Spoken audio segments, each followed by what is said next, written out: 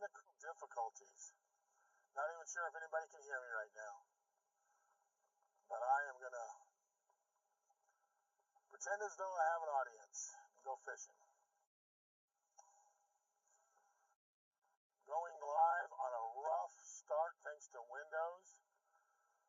The 11 o'clock start time did not happen thanks to massive, I should say, technical difficulties. So now, I'm finally getting started. I think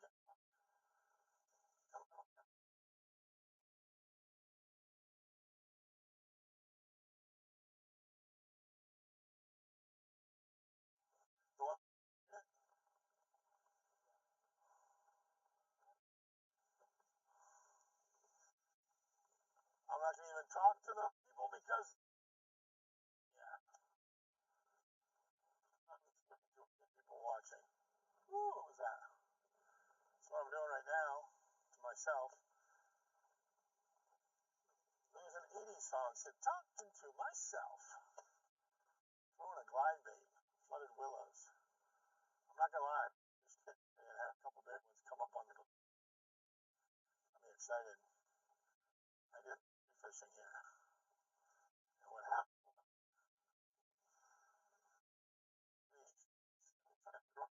Just looking for bluegill. Actually, just looking for 25 feet, flooded lake. Looking for a couple bigs. And I'm talking bigs. Come up and take a hard look at the glide. One was about 7 or 8 or 9. I don't even know. It was giant. Cruised on up and took a hard look at it and stopped here what the audience built.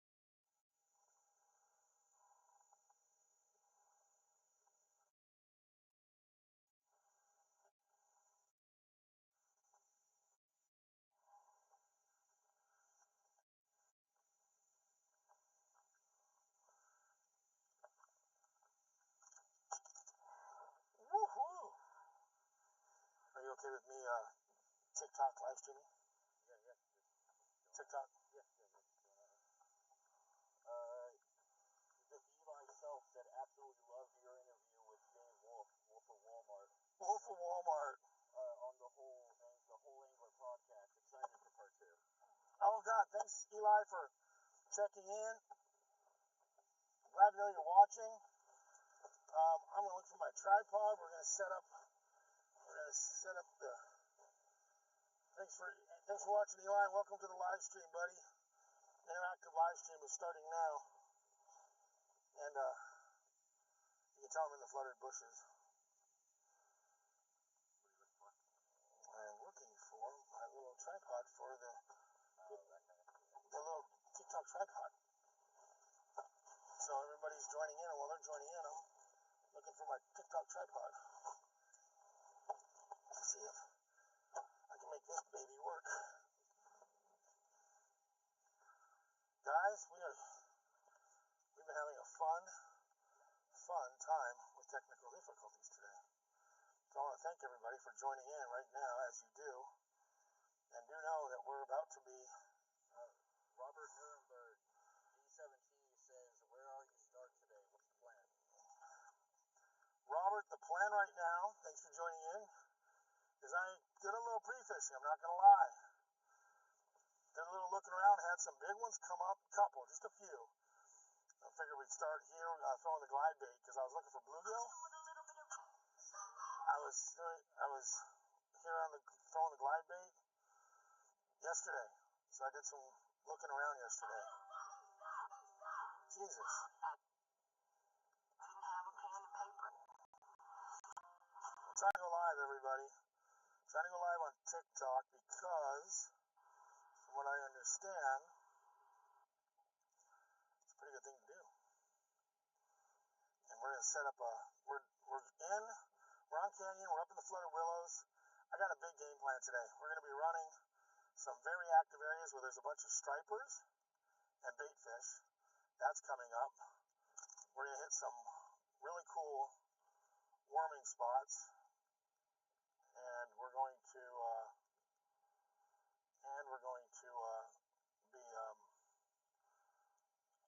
off with this little program right here.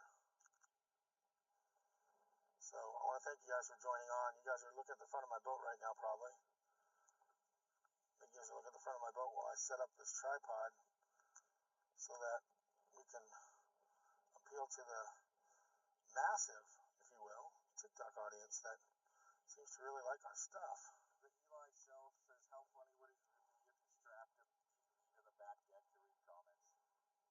A PV to the back deck? What's that? A TV, like putting a TV Oh, back here to see the comments. that would be funny. It's been a giant sale. Would you imagine it's getting ripped? Eli suggests we add a giant sale. Go live, baby. Go live. All right. So those of you on YouTube, you're interactive, but live is not. But we're live on TikTok so that the audience can join in. And I have got to set that up.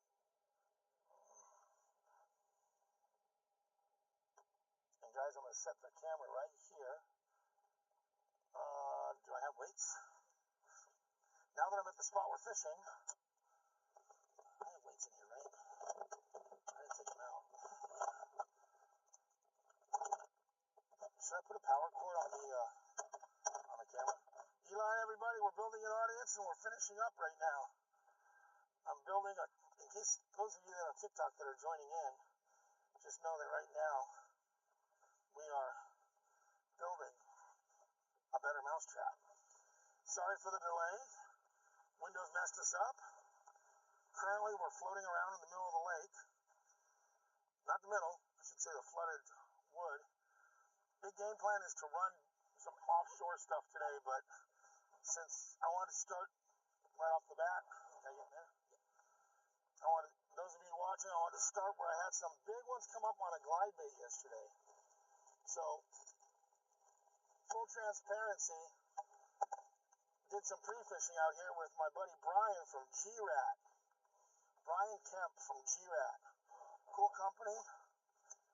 Won Best in Show for Terminal Tackle, how they rig their Quakey, or their version of the COVID bait, sea urchin. Everybody knows about them.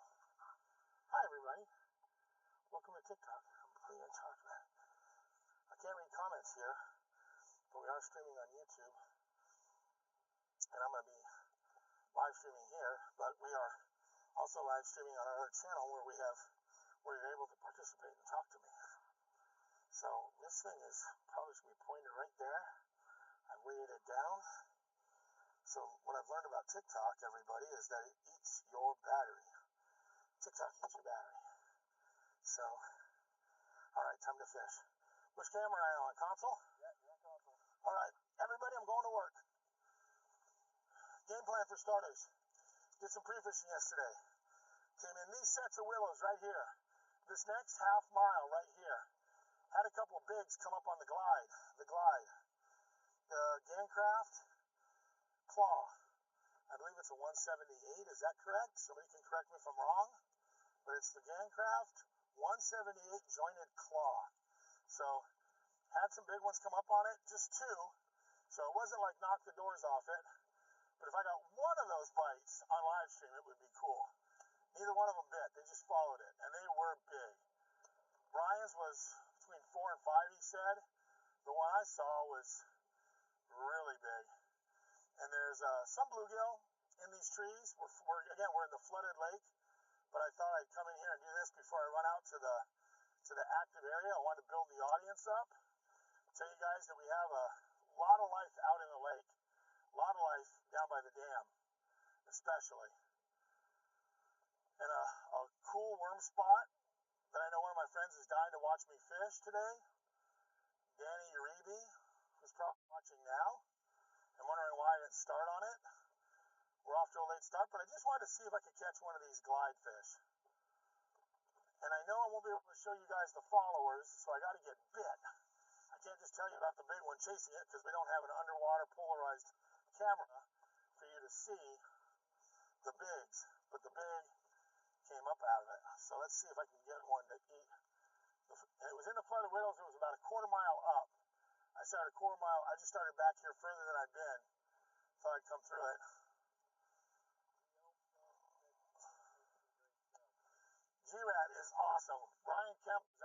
yesterday. He's visiting some tackle stores today in San Antonio, but G-Rat, Brian Kemp is the national sales guy. So yesterday was pretty cool to have G-Rat, the G-Rat boy. They do make some cool stuff. For those of you that aren't familiar with G-Rat, they won Best in Show for terminal tackle. Best in Show for the way to rig one of these baits that everybody's crazy about.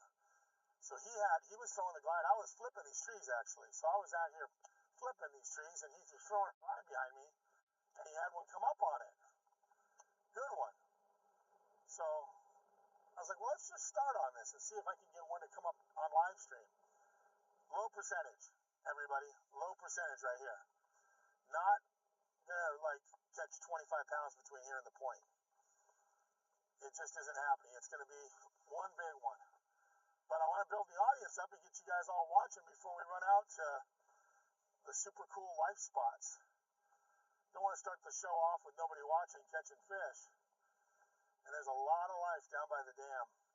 Stripers, smallmouth, and largemouth all mixed together in one particular spot. All mixed together. One place is just alive. And it should be fun. But like I said, those of you who are just tuning in, stay tuned, because I'm only going to go up past that buoy up there. I'm going to kind of cover water looking at, and the lanes are the deal here. So the glide bait, the lanes, getting in these lanes and pitching through these lanes and trying to draw one of these fish out from suspended in a willow is really the key. So as you can see, there's 1,000 targets out here. I mean, 1 billion targets. And with the glide, I'm just popping it. It's just, looks like a little bass chasing some of these glass minnows. Ultra, ultra, ultra clear, ultra small glass minnows. So I'm fishing that food chain just a little bigger. Either a bluegill or a baby bass kind of zipping around chasing glass minnows. That's Elf South. Yeah, so Brian was throwing a G-Rat, little small one, and I feel bad I don't remember the name of it, but it was a small. Brian, if you're watching, you can chime in and tell him what you were throwing yesterday. But yes, he was throwing a small G-Rat glide, a little bitty one, like much smaller than my 178 Gangcraft. The water here, right here. Oh, there's a bass looking at it. Oh, there's a tilapia following it. Okay, cool. There's my first sign of life. That's good. This water right here in particular is better looking than a lot of the water. It's clear where you can see the bottom. And what's happening in this vegetation, a lot of it's dying off and giving a tannic color to a lot of this lake now. So what's not cool is you get in a lot of these areas and your watercolor is compromised. This particular deal, and I don't know this, Brian was going to look this up, but a lot of these places, and maybe they don't have as rocky a bottom as this, maybe this is a rockier bottom, but you're getting a tannic color to some of this water, but not here. So this was a better looking water than some of the other places I fished, where you can see your bait, you can see the bottom, you can see the followers. And I'm going to try to catch a big one off of a glide. It would be so cool if one of those two fish that we saw yesterday, one of those two fish or another fish, smoked this thing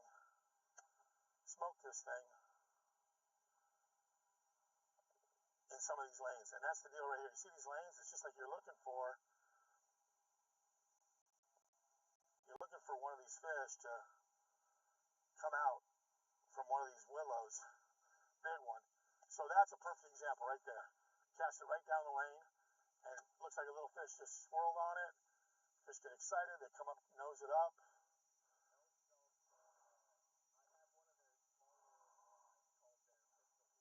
Pistol Pete, that might be it, Elf. Elf, I think it might have been a Pistol Pete. It's a smaller glide. Yes, that may have been the one that Brian Kemp was fishing yesterday. He had the first rise. He got me throwing this because he had the fish come up on the,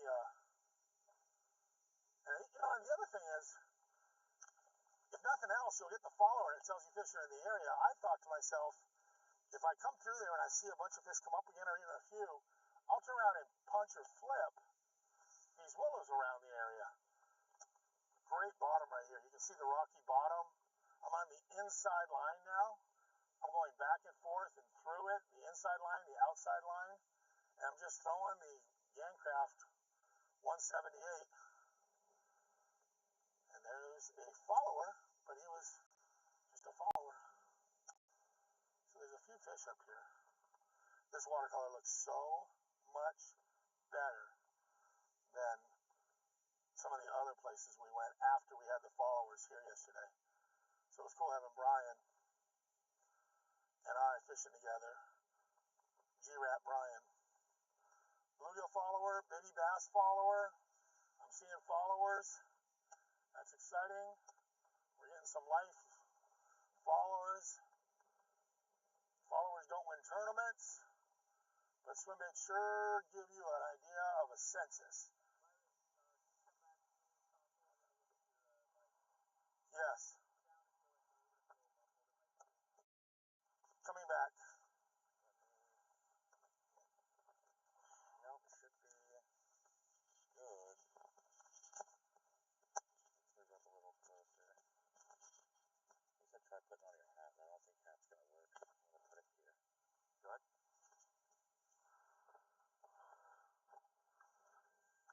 Alright, guys. For those of you on TikTok, we are live streaming on YouTube as well, and we're interactive. If you see me talking, what I'm doing is I'm talking to the comments. So what I'm doing right now is I'm talking to comments on live stream, on our YouTube live stream. So real quickly, I'm looking, it's 12 o'clock. We just got started. We were off late to the party today.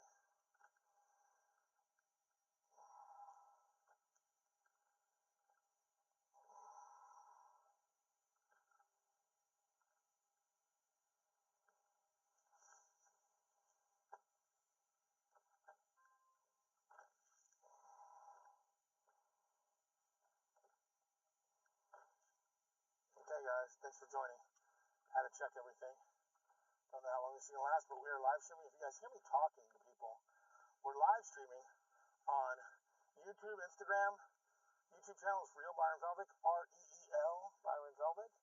And, yeah, we're hard after it. So I'm able to talk to you guys if you comment on the live stream, and I'm going to go back to working. So what I'm doing right now is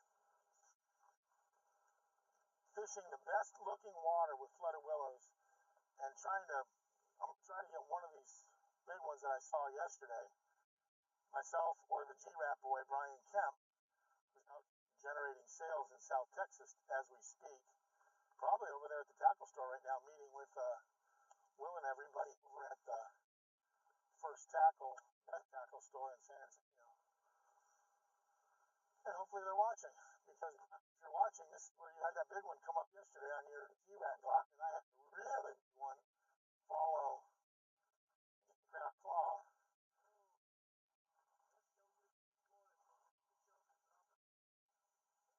Okeechobee dropping in. SWC, hello. State Texas, Okeechobee dropping in. Thank you, guys. We're going to be going out to some schooling fish. Big lively area. So everybody stay tuned if you're watching. I didn't want to start off on a really aggressive school of fish with an empty audience. And I really did have some big some big follows in the lanes right here. What I think these fish are doing is they're coming in and they're suspended in these treetops.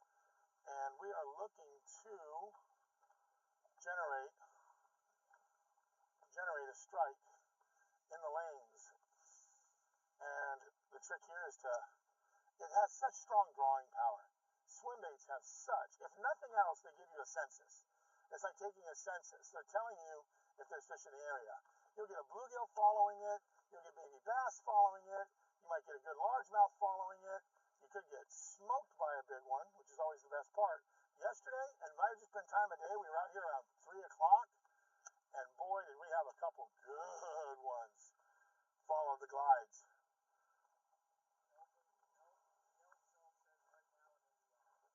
Elf Self in Indiana, shout out to you for joining us on the water. You don't need your fishing license. You don't need your life jacket. You're here for a free boat ride wish you were here to catch fish. I'm sure a lot of guys would like to be throwing something behind me right now. They're like, ooh, if I was behind Byron, I'd be flipping, casting a Cinco, throwing a robo worm, pitching a freaking something into every single willow I see. I know it drives you nuts, I'm sure. And I only got one hand in. Right now, after what I saw yesterday, I'm like swinging for the fences early. So those of you that tuned in early, the guys that are first here, maybe you'll see one of these freakazoids that are just now moving into the flooded willows and stuff eat my glide. It was pretty awesome. I should say awesome for followers. It was not awesome because they did not bite. 3 o'clock yesterday, figured I'd start today at 12 o'clock and hit it before we have to run out. We got a limited time today because we started late. Massive technical difficulties. Those of you watching on TikTok, thank you for joining us. We are live streaming Crazy Hair Byron. Crazy Hair Byron. We are live streaming on YouTube, Instagram, and all the other channels, and we're interactive. I can actually respond to chats. I can't respond to chats here because I'm fishing and I can't live stream and fish at the same time.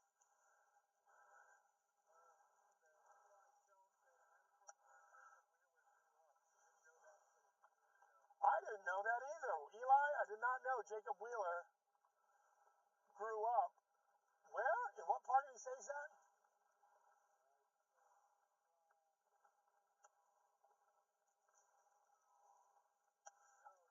Indiana, right? Indiana. I got it. I remembered it. Indiana. He's from Indiana. Oh, that's not Indiana. I didn't know Wheeler grew up in Lake Casitas. That's where I used to guide. Sean's back. Sean, I owe you a phone call. Sean, what up, dude? I owe you a phone call, and you bought Clun's bait on Byron's bunker. Two things. He bought an autographed Rick Clun crankbait on Byron's bunker, and I owe him some more. Sean, I need to get you some baits, and I owe you a phone call. Thanks, Sean. I practiced all day yesterday, so I apologize for not reaching out to you, Sean. Lake Casitas. Hey, Sean, how's Lake Casitas fishing? Oliver told me he was there with his, oh my God! Eat it. Eat it. God. Oh, gosh. Oh, my gosh. Oh, my gosh. Oh, my gosh. Oh, my gosh. Oh, my gosh. Oh, damn it. That's painful. That's painful. Oh, my God. There are some big ones in these trees. How the hell? You know what I need to do?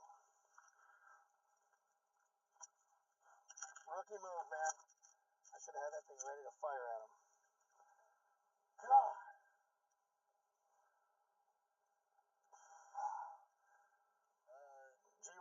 G-Rat, whatchamacallitail?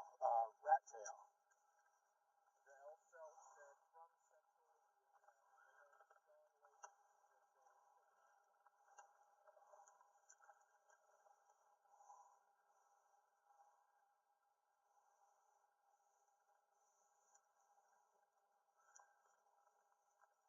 Question is, where did he go?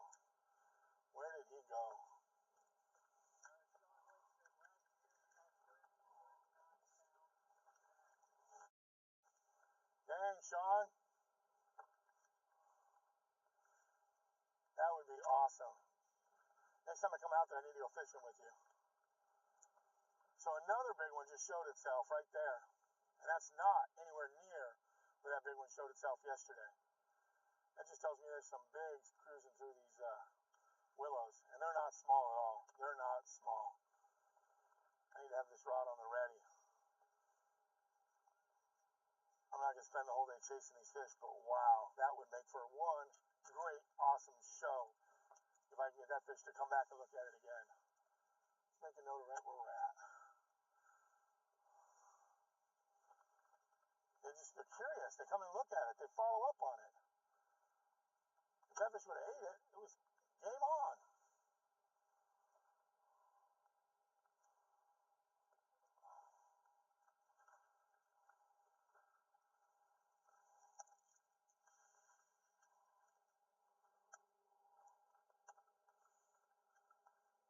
So what I'm doing is let's see if I get that fish to come look at it again. I'll throw that worm at it.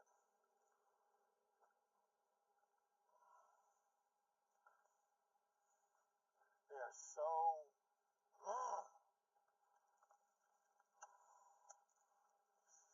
So, game plan today is to blow through here, see if I get a follower that I can convert into a bite before I head out to the active fish. All of you guys stay tuned. There's going to be one heck of a offshore bite today. But boy, oh boy, there are some bigs moving through these willows already. They're starting to show themselves. Those of you that fish this lake, they're coming. They are coming.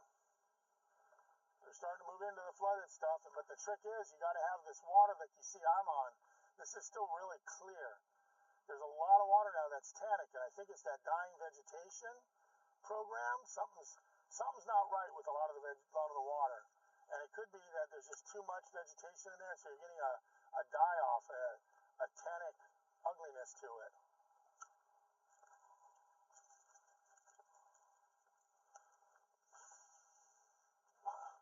Guys, today the game plan is to creep through here, see if I see enough life to actually slow down and fish it, but I don't want to die in these willows.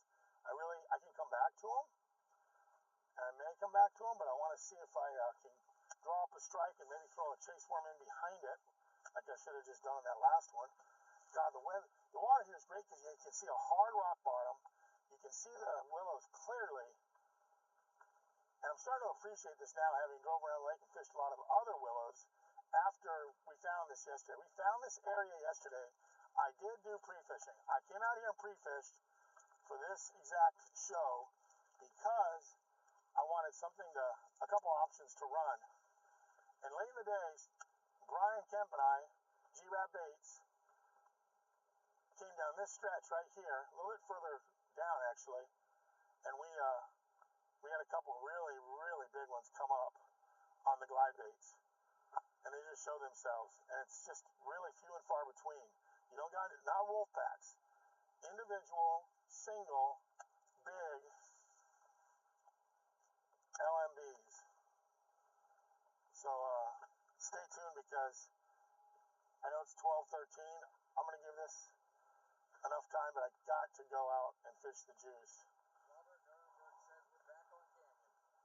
Robert's on Canyon right now? Oh, we're back on Canyon, yeah. We're back on the flooded pond. We're on the you go to the wide view so you can see the flooded water I'm in? I just switched it to the rear view so they can see this lake. It's beautiful. And this watercolor, if you guys can see this watercolor is way better. And see, that's a perfect cast. You're looking for that lane right there. You want to bring that glide bait down a lane. There's these little bitty perfect lanes. So you got that fish swimming, you're drawing from both sides. And you're trying to draw out of the trees on both sides. And then the trick is I got my electronics off, no live scope on, and I'm just really trying to go radio silent here and look for a follower, like the one I just had a little ways back there. Needle in a haystack. I'm going to get one to follow up, and I'll pitch that G-Rat rat tail worm down on him. And boy, that could be a really fun time. You know, if it's springtime bed fishing, this is the way you follow them back to the bed. So you use a glide bait to follow them back to the bed. That's what you want to do with this glide bait in the spring, and this would be an awesome area if it was springtime with all this hard rock bottom mixed with vegetation and really clear, non-polluted, non-tannic, non-dead vegetation water. But right now, every single retrieve, I slowly bring it in, and I'm looking behind it for a shadow. And the next one that does that, I'm throwing that little, small rat tail on that fish to see if he'll smoke it. Because I can lure him up with the glide, and I'll just leave the glide in the water and turn around and grab that rat tail and throw it right at him. If I see one behind it, on it, around it, working it really slow. Cast it out there and just try to draw the fish towards the boat. That's what you're doing here. You got this glide, and you're dancing that bait along. If they don't eat it, get them to follow it,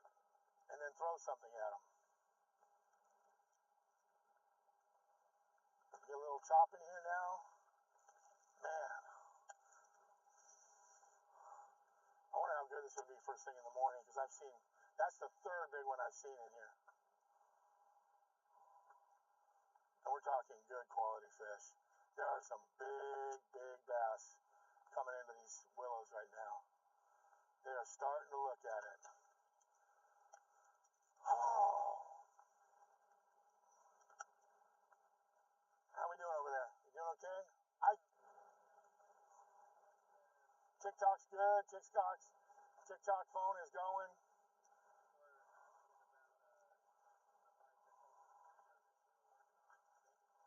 They can hear us now? So what I'm going to do right now is I have an option to ease out a little bit. I'm going to cut across this and go to the outside line, and I'm going to go in and out. I'm not going to sit and die today on followers. It's pretty exciting to see these fish, but I don't have a lot of time because I only have a few hours with you guys today because we start off with, but look at that front coming in. That phone doesn't blow into the water. What? It's wonderful for us. It's wonderful for our comfort level. So what I'm doing here is I'm going to pull to the outside, see if there's any in the bigger flooded treetops. This is all brand new, 2 weeks old flooded vegetation. I came in here looking for bluegill yesterday and some life, and Brian Kemp, G-Rat, had the first follower, and then I threw the Gancraft and had another big follower. And I thought, well, maybe at 12 o'clock they'll eat. They sure weren't looking at noon. We weren't here. We found these fish at 3 yesterday. So I figured it could happen anywhere right here. Anywhere, especially with this chop. Just beautiful. That could even fire these fish up. That could really help this. That could really help this program. Audio's good? Our dude in the background fixed the audio, everybody. It takes an army, it takes a village to make this all work. And boy, we had some really big issues this morning. So we apologize for being late to the party. For those of you that were looking for us to be on board at 11, but everybody stay tuned because I'm getting ready to run to where there are a bunch of fish. And I'm gonna have the camera on the live scope so you guys can see everything that's happening on the next spot. Right now I have the live scope off because this is visual. I'm going through trees. I'm trying to draw fish out of these flooded willows to eat that glide bait. That's all I'm doing right now. And I'm looking for followers. I have a worm ready to go. I didn't do that yesterday, but if I see a big follower, I'm gonna throw to it and see if she'll turn and eat that worm, because yesterday was follower central out here. And it's like a needle in a haystack. Like if I go flipping this, to flip all of this would be impossible. So the glide bait can draw, has a lot of drawing power.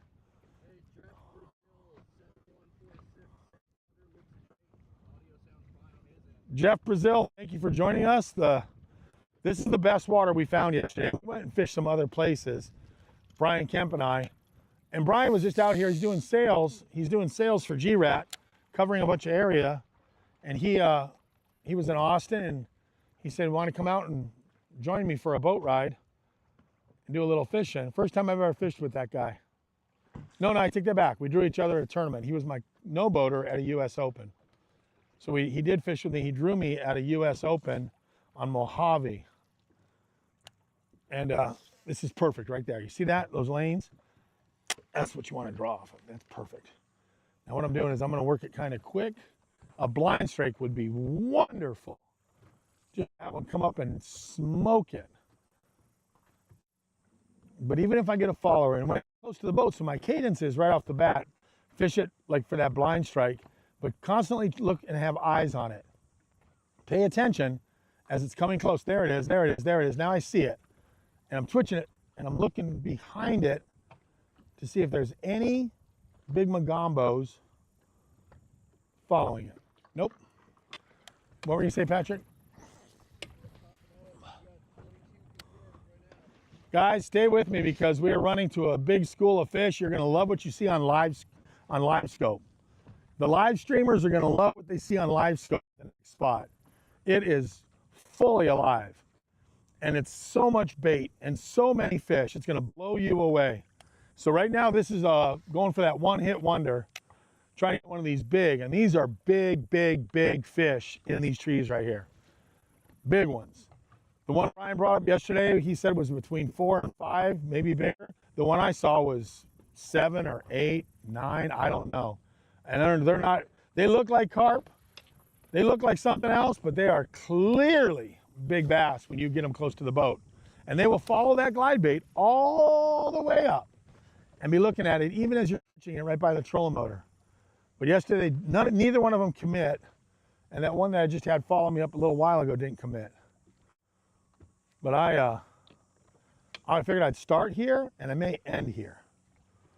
But in the middle, I'm gonna take you guys to some super juice, to some fun stuff. Stripers, smallmouth and largemouth all mixed together in this one place. Just a world of life. And that's coming up next. So I'm teasing you guys because the best is yet to come. I promise you. This is just try to hit a home run early with a glide bait on a big. And if one of those big girls eats this thing, woohoo! Come on, baby. All of our bites came past that no wake buoy. Every one of our fish yesterday, there's only 2 of them, but they came up on the other side of that no wake buoy. And I already had one come up behind me, which tells me this area is just building up.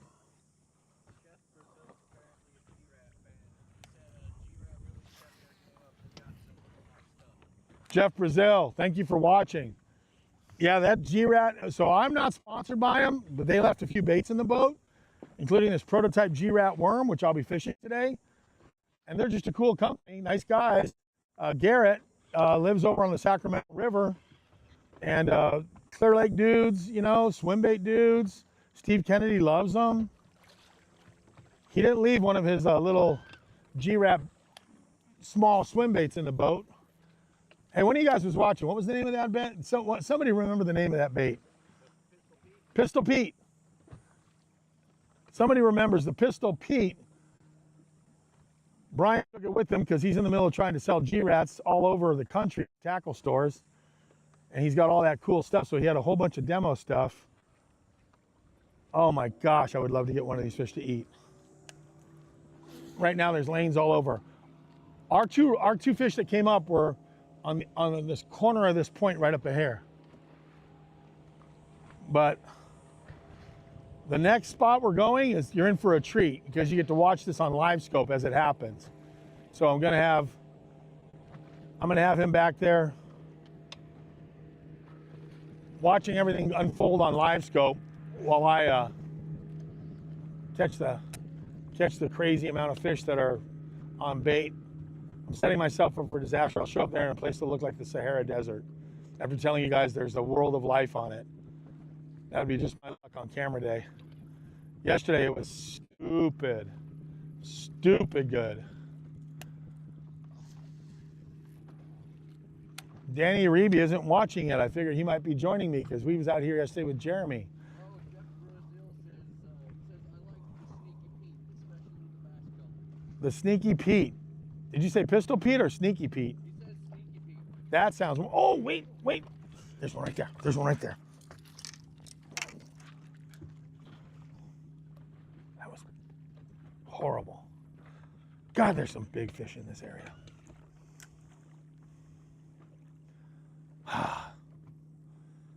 That's my second one up today.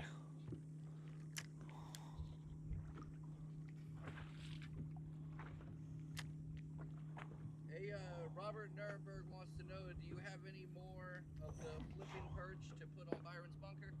As a matter of fact, yeah, the lateral perch. I got one tied on, and I got one I was going to put on Byron's bunker on eBay this week. Thank you for asking about that, Robert. I'm going to be putting a lateral perch on Byron's bunker this week. For those of you that saw me throwing that thing, I guess they don't make them anymore. God, that was a good one right there. In fact, For those of you watching, check it out. I got it right here. There we go. Hey, Robert, I'm putting that one on Byron's Bunker right there. That one's going to be on eBay. So if you're watching on eBay, Byron's Bunker on eBay, I got to put a bunch of stuff up this week. So guys are asking about this discontinued lateral perch. And I got one on the rod that I was flipping, but I'll show you. So there it is. Yep, Robert, I'll be putting that on up for auction. And for those of you that saw it, you know, maybe I should have that ready to flip. I could flip that little dude right there. That's like a little jig. That's 1/2 ounce 3/4 right there. I'm doing TikTok and all my. Oh. Whew.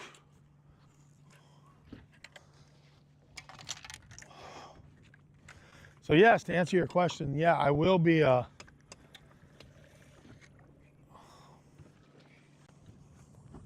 will be putting that on there. I don't know how to take this comment. What? Sean Lake Casita says, I won't speak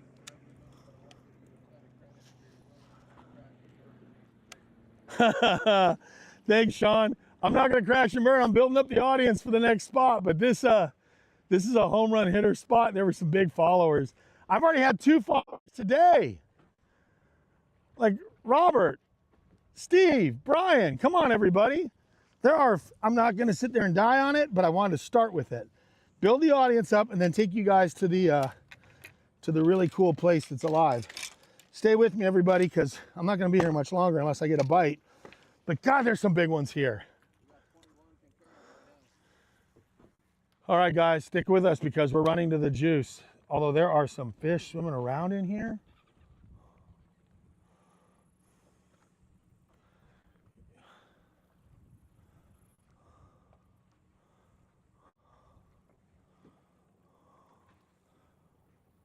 Sean, I'm crashing and burning because I've seen some big followers.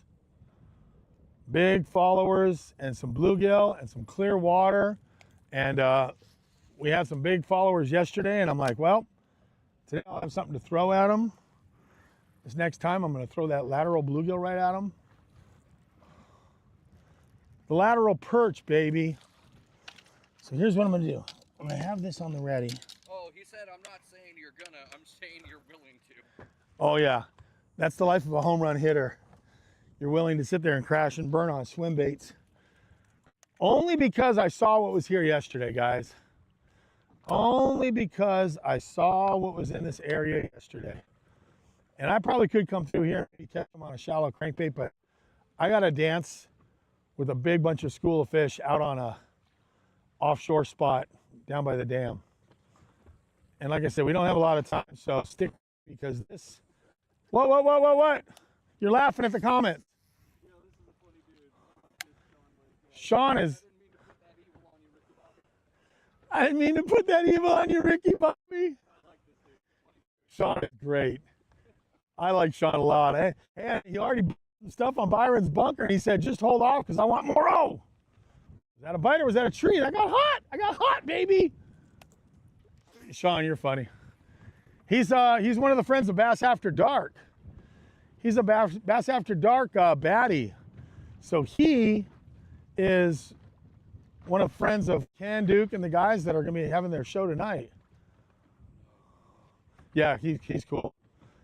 Sean, I got to get a hold of you after this is over and talk to you about all these baits that you want to get. I want to get some California swim baits from me and some of the discontinued swim baits I got. So what I'm doing here is I'm just going to blow through here and hope for one big bite in the next 15, 20 minutes. There are some followers in here, but I want to go put some fish on display. I want to go make a rock star out of this next spot.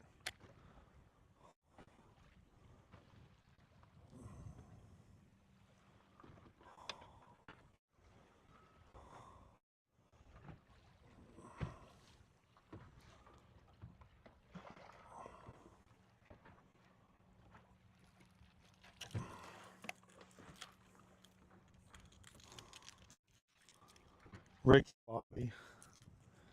You're funny, Sean. He's a funny one. He needs his own podcast, Ricky Bobby. Ricky, get him on the boat. Yeah, Sean, we should get you out here. That'd be cool. I'd love to get Sean out here. He can come from Casitas. So we got the right conditions. We got great wind. I've had followers.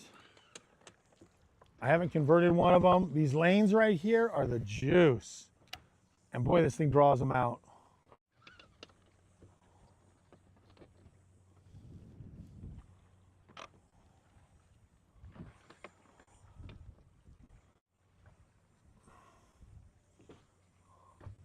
I could die out here. If it wasn't for, if it was a tournament, I'd probably start here. I'd probably start here and end here, judging by the amount of fish that I'm seeing that are in the area, but they're spread out. And yeah, I could slow down and fish this, and probably, but I really want to get on those active fish. We got to go out. Something really cool for you guys to see that's coming up in just a minute is the very next place we're going is the live stream spot. Or the live scope spot. Live streaming, live scope. But right there, see, I should be able to draw one out right there. Right there. One should just come up and smash it. Like lure them up, you know? And then it fouls itself. You get the bait to turn around on itself and it fouls itself.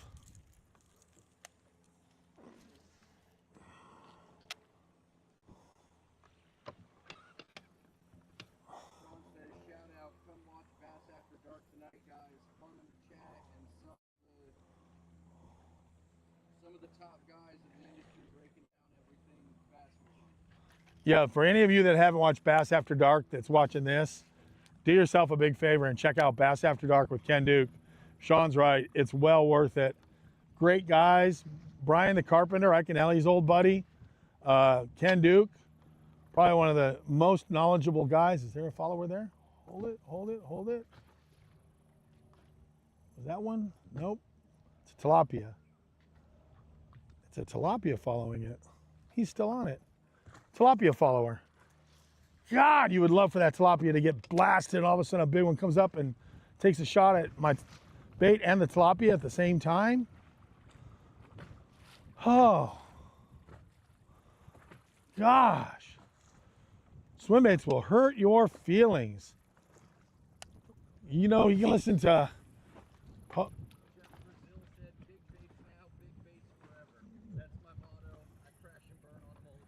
Hey guys, I got a backup plan and I'm taking you to it in just a second, but yeah, you guys can have a lot of fun throwing big baits right here and just seeing the beasts that follow it. Cause you get these big followers, you're like, oh no. But we had 2 followers yesterday. I've already had 2 followers today and I didn't convert either of them on the worm. Byron's in the bushes throwing a glide, and it's not speculative. We have had followers yesterday and today. Dude, there are followers, but you know, everybody says get there at 9 a.m. We can't stream at 9 a.m. We're gonna go fishing for offshore in just a second. Everybody stay tuned. Everybody stay tuned because you're in for a heck of a next spot deal. I want the camera on the live scope so you guys can see it from the console. What you're about to see is the craziest school of fish. Stripers, smallmouth, largemouth, all mixed together. I'm teasing you guys. This is the warm-up show. I want everybody to stay tuned for what's about to happen. But this next run, after we leave here, turn live scope back on. But boy, I would like to have caught one of these for you guys. One of these big beasts. And they've moved up. I now see tilapia in the bushes. This lake flooded 2 weeks ago. I'm seeing bluegill, baby bass, tilapia. Most importantly, some chunks, baby. I mean, some chunks are coming in. And they are pulled up and they're probably suspended in these sparse willows, sparse trees. And then they come out and look at the glide. They come poke their head out. And really, it's been a tease. That's all it is. I'm getting teased. And yesterday, none bit. And today, the 2 that followed it did not bite. I just figured maybe today I could throw something in on them and catch them on the follow-up. Hard part is you got to keep them close by. Almost leave the bait in the water, or have them just slowly swim away where you can pitch at them and not lose them. Man, apparently that podcast you did with Wolf of Walmart, people loved it. Wolf of Walmart's podcast, Yeah. getting some props. It was a great podcast, everybody. I want to thank you guys. If you haven't checked it out, Wolf of Walmart and I did a his part 2 is coming up. What are they saying, Patrick? Oh, they're just saying it was great. They can't wait for part 2. Yeah, we're gonna have questions. We ran out of time because of my daughter. You know, same old, raising my kid full time. Jeff Brazil said there's nothing better than watching this while at work. I'm here till the end. Jeff, stay with me because you're about to see a hell of a show when I go to the schooling fish, the bait ball. I'm gonna call it the bait bucket, y'all. I'm taking everybody to the bait bucket because there is bait everywhere. There's fish all over the bait, and it is an absolutely alive area. I told myself, no more going up the river and just trying to find fish on the fly. I'm gonna come out here and I'm gonna do a little pre-fishing. And by doing that, I have a game plan so that you guys get the benefit of me doing a little bit of homework to figure out. And some friends of mine, Danny Uribe, are you watching yet? Jeremy, are you watching? Wolf of Walmart said late to the party. What fly are you throwing? Man, I am throwing the Gancraft Claw 178. One of my favorite, cool little munchy, perfect size, get a lot of great hook penetration. I'm throwing the Gancraft 178, and I'm gonna show you real quick what I did. I'm kind of replicating. I did this while we were waiting to get hooked on. Wait, are we on this camera? Which one?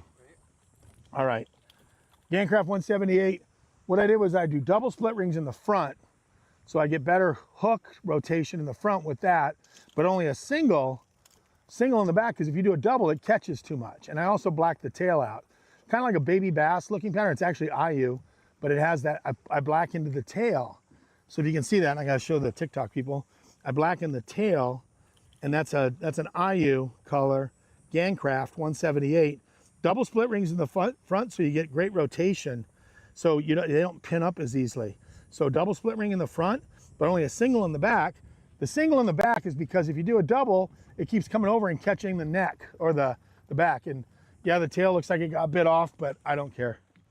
So I'm throwing the Gancraft. I've had followers. Yesterday, Brian Kemp was out here from G-Rat. He was with me. He was throwing the Sneaky Pete by G-Rat, and he had a big follower too. So this place was rich with followers like that one. Oh my gosh. Oh my gosh, oh my gosh, oh my gosh, oh my gosh, oh my gosh, oh my gosh.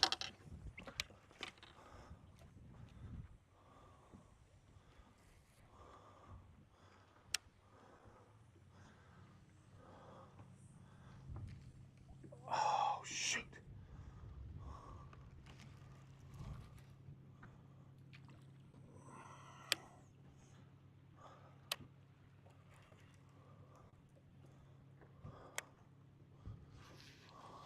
Ah!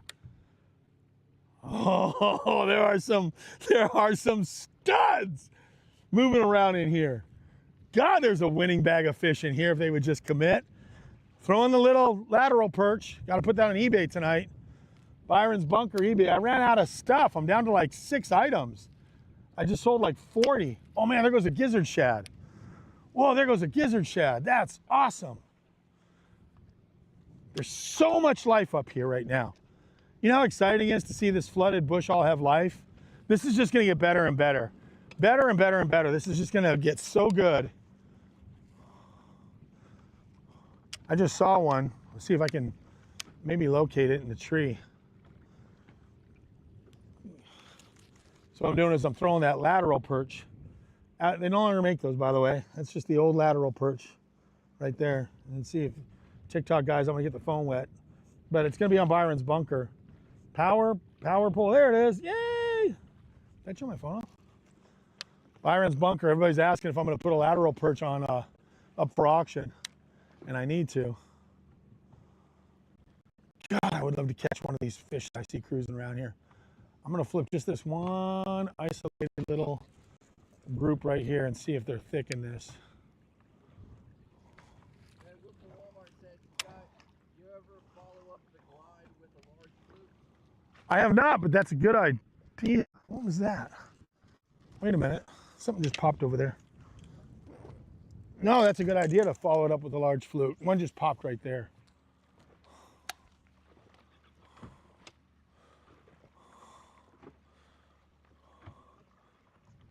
I don't have a large fluke in the boat, but that's a good idea.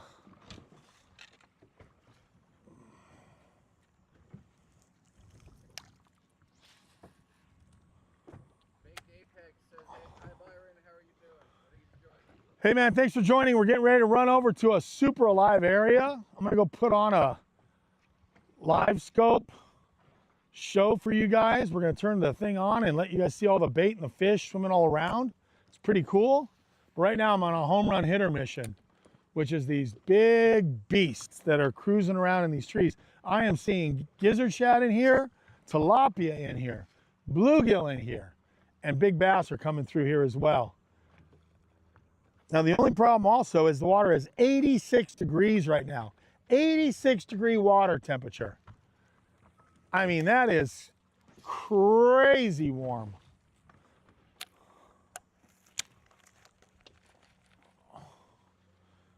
All right. Oh.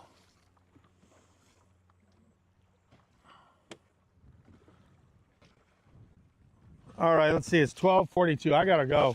We don't have a lot of time today. Let me take you to this spot. All right, I'm going to fish out. Everybody stay tuned because we're running the super juice. Nobody leave.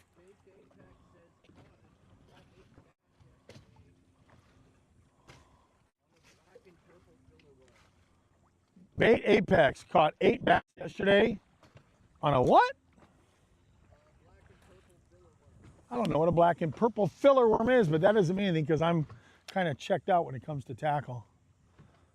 Big Apex, what is a black and purple filler worm? All right, guys, we're gonna go. I'm gonna show you something pretty darn cool. Apparently, Wolf of Walmart called me Umbrella Man. Umbrella Man? Yeah, he's talking about, he's like, there's like no delay. He's like, this is a good spot. He's like, Umbrella Man, where are you at right now? It's good. Umbrella Man. Hey, Patrick, I brought you a Arc Pro white hat instead of the black one. Oh, sweet. There's a white hat in there with your name on it underneath that console. So if you wanted to go with white, you can. Guys, 5 more minutes through here. 5 more minutes through here, and we're gonna zip. Everybody stay tuned because I'm going to a crazy alive area where there's a mixture of stripers, smallmouth, largemouth, and massive schools of bait. The place is just chock full. Hopefully there's not a boat on it. There wasn't a boat on it yesterday. I hit it twice, and both times I got paid.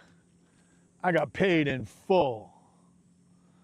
If anybody can remember what rap song that's from, because I'm paid in full. Baked Apex says KVD filler worm. Check it out. KVD filler worm. I promise you I won't have any of those on eBay because I don't even own any of those. But I will check it out. Big filler. Big feller? Is it big feller or big filler? Filler.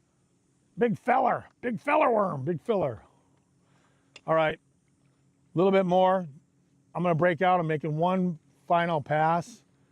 I'm loving all the fishing here. I'm going to spend more. You guys, this won't be the last time I live stream in here because these fish are coming.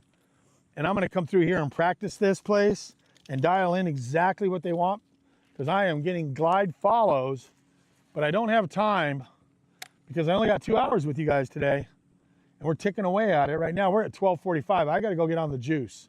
I want to thank you guys for being with me on the short day. Got off to a late start. That won't happen again. But I really wanted to get the audience to watch along and oh gosh, I wish I had an underwater camera. It'd be cool if you guys could see what's following this glide. Tilapia, baby bass, bluegill, and every now and then a stud muffin. And I'm talking a stud muffin. Tucks in behind this thing and just, it's like you're bringing them out, but they're so few and far between. And so I'm just, Yeah, there it is, because I'm paid in full. He got it. So am I. We can start singing hip hop together. I'm a word for word hip hop guy, all the way back to Sugar Hill Gang.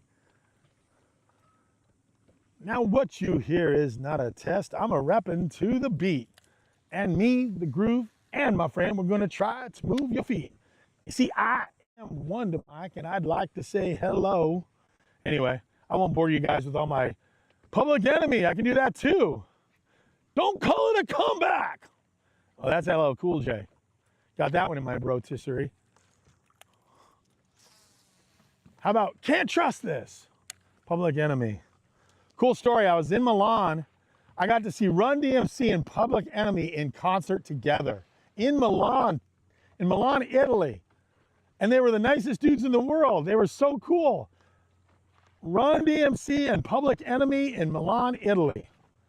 That was an awesome concert. All right, guys. Everybody stay with me because I'm going to get to the end of these bushes right here and we are going. It's 12:47. I got to get you guys out on the Super Juice. I'm going to show you guys this. This is the coolest live stream thing you'll see. You guys are going to see a massive amount of fish in just a second. Sean Lake said, I'm canceling all my streaming services. This is all I need. Sean, I love the loyalty. You guys, you know what's cool? Everybody that's watching right now, you guys are like the OGs, man. You guys are the original guys that are with me. Hopefully this thing blows up and I'm never going to forget the OGs, you know? OG, you guys like throwing out shout outs and be like, God, we're in it together. One of my ideas, I want everybody to listen. Live stream TikTok, everybody. You guys got to hear this. One of my ideas is that possibly we do a couple things. We have a giveaway to come out and join me on a live stream, or you guys come with us to iCast. A lot of people said, you know, they've always wanted to go to iCast. I know it's industry only, but we should go to iCast next year and take a couple people with us that are fans of the show just to be our guests. So you be our guest at iCast. Come with us to iCast, and we get your badges. You got to come in with us under the Fishtails H2O company name, and or we do a fishing. We have you guys come out and join us on a live stream on the water, and we do a Tuesday or a Thursday special live stream with you as our guest. I think it'd be cool to get, especially those of you that are watching today, the new people. You know, it's so cool. It's like the new people that are watching. It would be great to have you guys out on the show. So guys, everybody, Sean, Robert, Wolf Baby. It's just so cool. It's so nice to have friends out here. We all get to say hi to each other. Are you guys ready to go see something really cool? Because I got something cool to show you. There's in here. I'm so addicted to throwing a swim bait and looking at followers, and that's not good TV. This is painful. But if these fish connected, I already have 3 for 18 right now, or 3 for 15. If they were just connected, and they're just following it, looking at it. I don't know if it's the 86-degree water. I don't know what their program is. They've popped their heads up here. Y'all, the watercolor here is perfect. It's crystal clear. A lot of this lake does not look like this. A lot of this lake has this dying vegetation look, like the water's tannicky, and you cannot get anything going in that tannic water. But I pre-fished this lake yesterday. And this stretch, you know, and at the end of the day, I might come back here. Although, we have a short day today. Somebody in the back of the boat has a short day, and everybody can bribe him to stay. We're taking donations. We're taking donations for him to cancel all his important meetings. But all right, guys, let's go. Guys, be sure to watch what happens next. I'm turning on live scope. When we get there, you guys are going to see the absolute most amazing. What the heck? Here's everything we know so far about Perez Hilton's disturbing. Checking apps to cool your phone down. If you have not seen the video yet, my phone's I over highly here. recommend you do not. Can't open app. Phone's overheating. Baked Apex says, would be a dream to be on that boat fishing with you. Baked Apex, guys, we gotta make that happen. My phone's overheating. This phone's going in the cooler. So much for TikTok. All right, bye-bye, TikTok. Bye-bye, TikTok. Bye-bye. Remember the Grinch? Bye-bye. When he bit Santa's head off. Santa, go bye-bye. We lost everything. On TikTok? Oh, we lost the phone. The phone's overheating. We'll get it back later. 2 streams a day. Guys. All right. I'm going to leave this here. Good. We're making a run anyway. Oh, we got someone new. Guys, we're joining. We're doing it. Scotty Van Leer says, y'all really help pass the time at work. Scotty, thanks for joining. Get ready to watch this. You're about to see everybody's about to see the craziest school of fish. You're going to see so much life, it's going to blow you away. They have been there, and they've been there, and they've been there, and they've been there. So hopefully they're not camera shy, because this is pretty awesome what's about to happen. Let's see, I need a worm. I'm going to put away all of this stuff, because it's a change up right now. Major change up, folks. Crankbaits, worms, structure. Here we go. All right. We're bolting down, everybody. Get ready. I'm not sure what camera we're on. What camera are we on, Patrick? We're going to be on console for the run. Are we on console right now? Yeah, we're on console right now. Does console come off during the run? Hopefully not. Okay, guys. I'll get set up and move us to rear. Everybody that's watching, you're going to be shocked at the school of fish. We're talking a lot of fish. Not just bait, not just stripers. Literally, it's just this smorgasbord on this spot. And it's been fun. And the coolest way to catch them is, for me, was burning a crankbait. Oh! What? What happened? I think we just got our first super chat. What? Sean Lake just said $10, number 1 fan. Sean! I'm not even kidding. That's Are you- never happened in our history. We got a super chat? Someone gave us $10? Sean, thank you for some gas money. Dude, that's so cool. I didn't know we could do that. Yeah, no, that's never happened. What is it? That's a new feature. Super chat? That yellow one? $10? Yeah. Oh my God, Sean, you are freaking so generous, man. Thank you. I didn't even know that was possible. Did you tell me that's what it meant by being monetized? Yeah, that's one of the new, that's the super chats I was talking about. So somebody did it? So Sean did it? Yeah, he just did. Okay. First ever. Sean, thank you for the first ever super chat. You guys are the OGs, man. When this blows up, I am never going to forget Sean, Robert, my buddy Wolf. Wolf of Walmart podcast was huge. Guys, let's hit it. This tape. Oh, anybody else want a drink out there? Because we're getting hot. We're getting hot, baby. We're getting hot. Just like my phone, which I have to put over here and ice it down. Ice is one of the things we have to do. I got to ice my phone down, everybody. Robert. Patrick, you want water? Yeah, I'd have water. I'll go water for you. That's a first. I can't believe we got it. First. I didn't know that it was even capable of doing that. Yeah, just did it. Woo. Thank you for the first super chat ever. I'll never forget that. That's like Sean Boyle. That's a first. Sean Lake Casitas. Man, we need to get you out here, Sean. I didn't even know we could do that. Yo, I would never shot out here. I like this guy. He's fun here. I think Sean's he's also a big fan, like I said, of the Bass After Dark crew. Ken Duke loves him. All right, guys, we're going. Here we are. We're going to the bait. I'm going to call it the bait bucket, y'all. We are making a run to the bait bucket. Nat City right here. Don't inhale, Patrick. Jesus. Right? Don't inhale. I sucked one up. Yo, Wolf of Walmart just put down $10 too. Another super chat. You guys are awesome. I didn't know that was it. We got $20 for boat gas. That's so bad. I didn't know we could do that.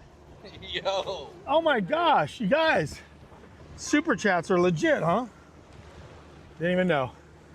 All right, hopefully you guys will super chat big when I put you on these fish we're about to go on, because we're about to get on some freaky ones.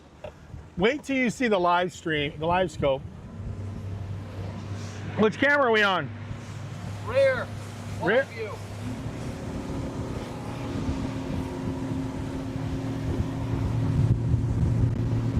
This one's gonna come off again. That's why I put it on rear. I'll fix that when we get there. We'll stay here while we're up.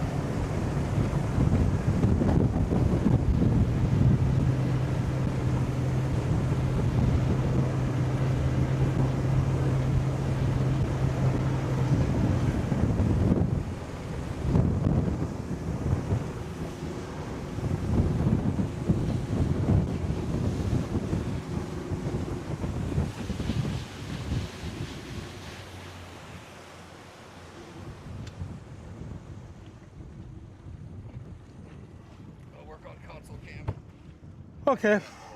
All right. You work on console cam. Get your water. Everybody, if you're still with us, here comes the. We're gonna. Still live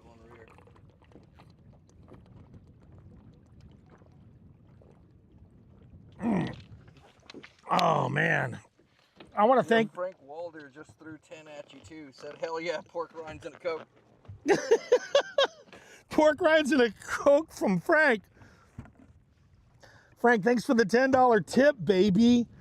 You guys are helping out with gas money. Okay, I got a funny story. There's no cameras back here, right? No. Okay. You guys, I'm back here. You guys can probably guess what I'm doing back here because there's no cameras back here. Funny story, I'm on the Elite Tour back in the day, and they put these cameras on our boats, these little lipstick cameras. So all day long, we were live through a cell phone on certain boats. When you were doing well in the tournament, Bassmaster saw fit to put a little camera right there on the console, right where your graphs are. So I'm up front, and I'm just fishing. Bassmaster Elite Tournament. Trying desperately to catch a bass. Moving around like crazy. At one point, a couple points, I needed to go to the bathroom, and I told my guy in the back, I said, hey, I need to go to the bathroom. And of course, I just told him to turn around, not realizing that the camera didn't turn around because no one's operating the camera. So I get back to the weigh-in. And my mom calls me, and she said, Byron Paul. And I know I'm in trouble when my mom calls me and says Byron Paul. My mom says, Byron Paul?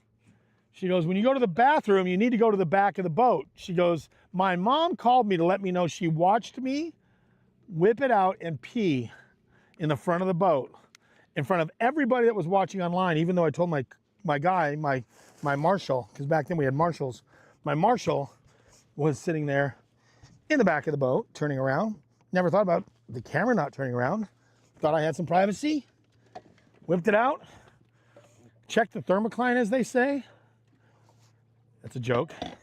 Check the thermocline. All right, guys. Patrick. Brazil said you're adding to the lake level. Yeah, I'm changing the pH, Jeff. I'm adding to the lake level. I'm changing the pH factor. All right. Guys, I hope you get this. Okay, right off the bat, look.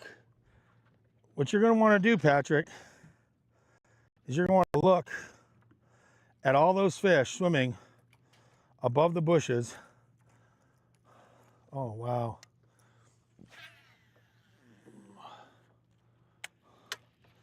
Okay, there's a few. There's bait right there, and there's fish underneath them. And I'm gonna blow through here quickly looking for them. Can you see it on live scope, Patrick?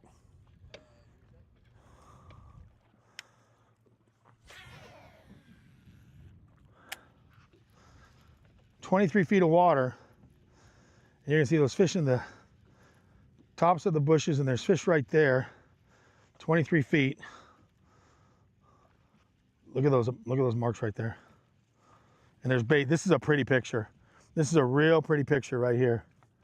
You guys can see this.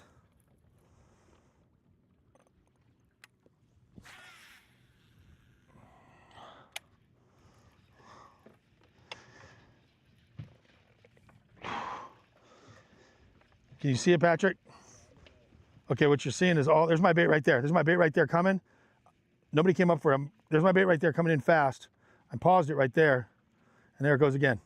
There's my retrieve. 21 foot of water. One just kind of elevated, but not really. I'm not seeing the school yet. But I'm going to zip around on this high spot, and I'm going to find them. There's some fish there. They're all kind of tight to the bottom today. They were elevated yesterday. I might drop a worm down there. There's my bait right there. My bait in 40 foot. Not coming up.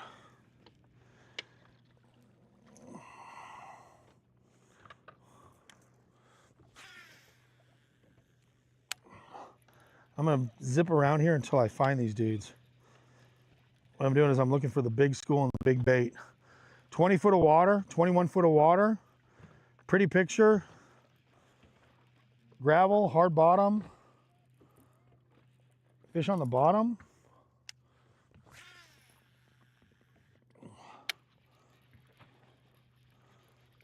Look at those fish. God, they're all over down there. And I will throw a worm if they don't come up. If I don't find them quickly on the reaction.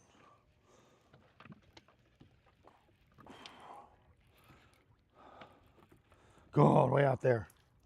I just looked at them. Right out there.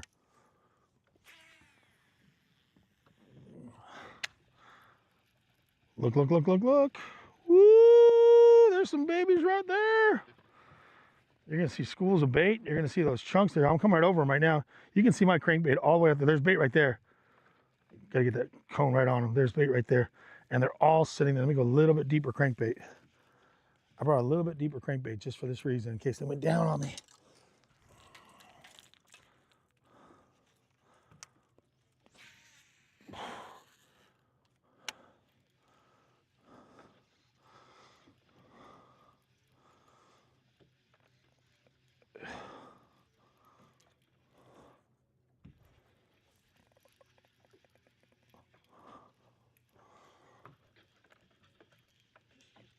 But look at him, look at him, look at him. He's on it, he's on it, he's on it, he's on it. Oh, he came up for it. Oh man, he came up all over it. Did you see that? What'd you laugh at? I just had one come up on the crankbait. He came up.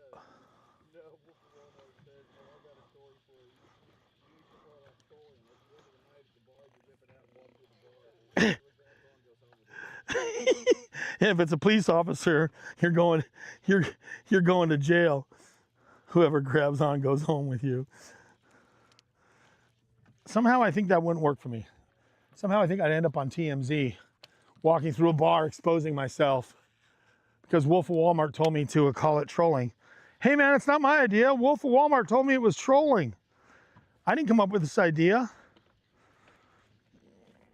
Oh my gosh.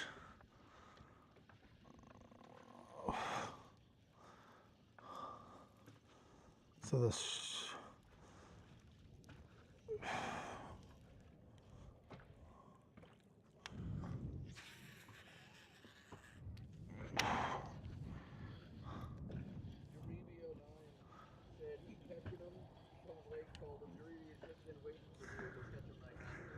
Doribio9 showed up. Doribio9, I was on the, I'm on the island now looking at all these fish, but they're not. Oh, there was a bite. Dang it. One just thumped it as I was reeling in right there.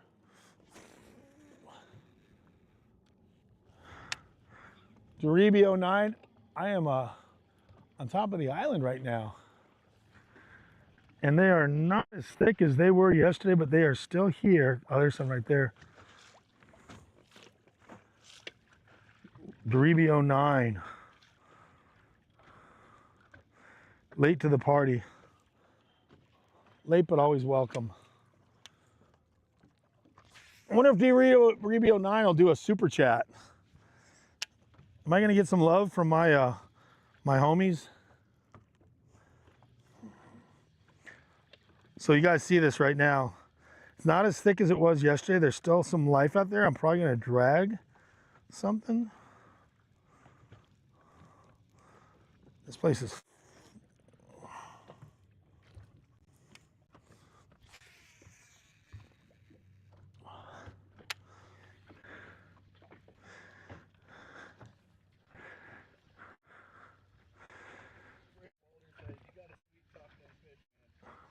Frank, Patrick, I want you to keep an eye on the scope because I want you to see what I'm throwing. Right now it's going right through the middle of them, but they are not reacting to it. Frank, I am trying to sweet talk them. I'm offering the fish a super chat. I hate to say that they're not here like they were yesterday, but right now, the big giant school of them, as I'm blowing through here, is not here. So Frank, I'm gonna throw a worm around here for a second because I'm seeing more fish on the bottom today than I am elevated. Yesterday they were up. Yesterday they were up thick. I rolled out here twice yesterday and caught them here. God, that sounds like such a cliche. Pre-fishing for live stream. And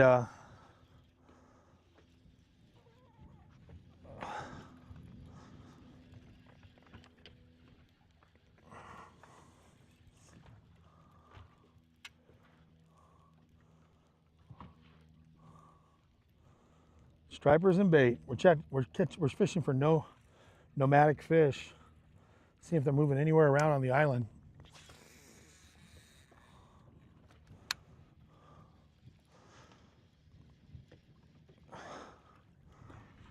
Look at them right there. God, look at them 20 feet out. See him, Patrick?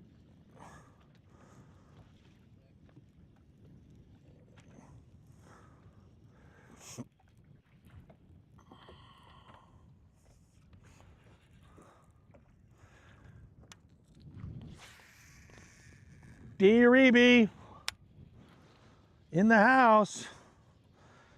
What you doing, Patrick? Looking at the live scope, showing the audience the cool marks down there as I look around. Trying to see if there's any particular part of this high spot that they're on.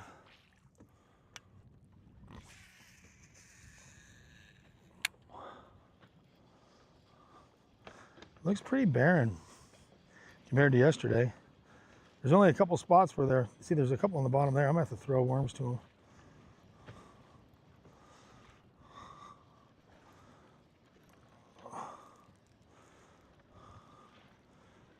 D. Uribe's gonna be like, have you checked the other spot yet? Waiting for him to ask.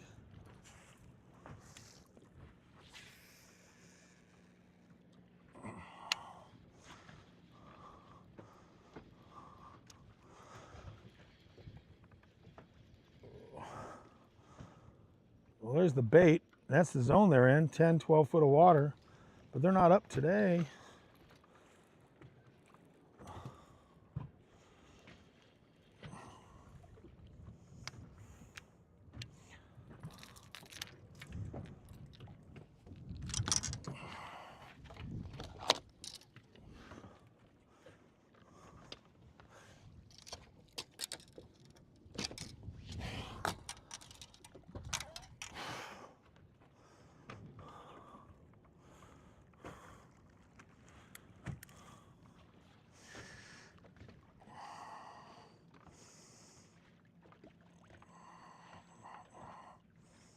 What are you doing, Patrick?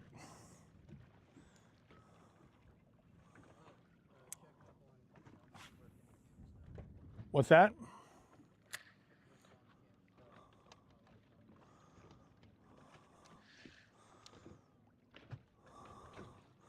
There's the bait sinking right there.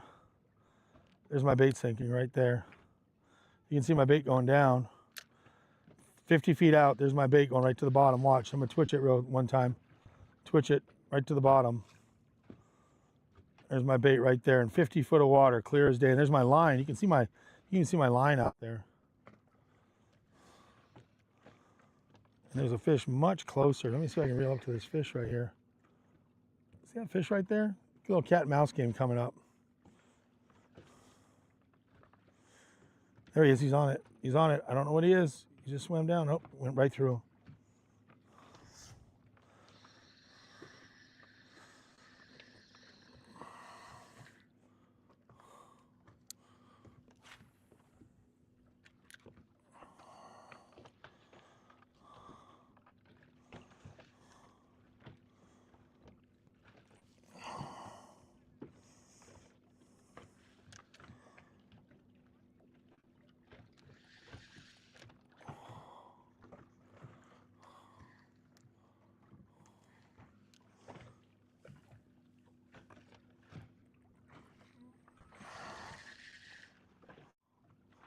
Oh my God. Look at that. Look at them. Look at them all. Look at them all swarming on it. Look at them all swarming on it. What the heck? Eat it. Watch this, watch this, watch this. Look at them all come up on it. See my bait? Look at them all come up on it. That whole bottom is full of fish right there. That whole bottom right there is full of fish. That whole bottom right there.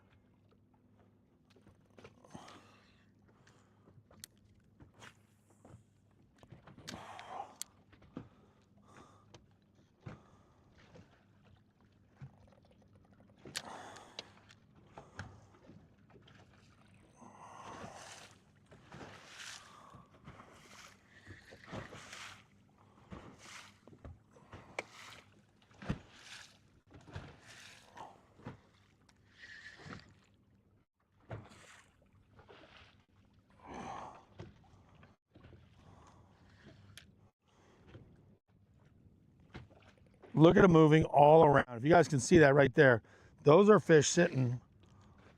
Look at that one come up for it. Oh gosh, look at them swarming on it. You see that, Patrick? Do you see this? Watch this, watch this, watch this. There's my bait right there. Look at them come up for it.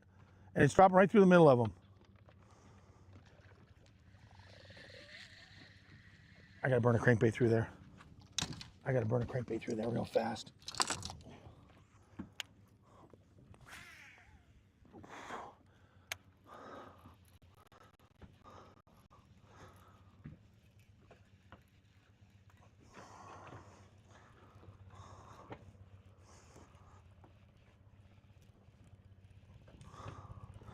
Do you see him, Patrick? Are you looking at him? Okay.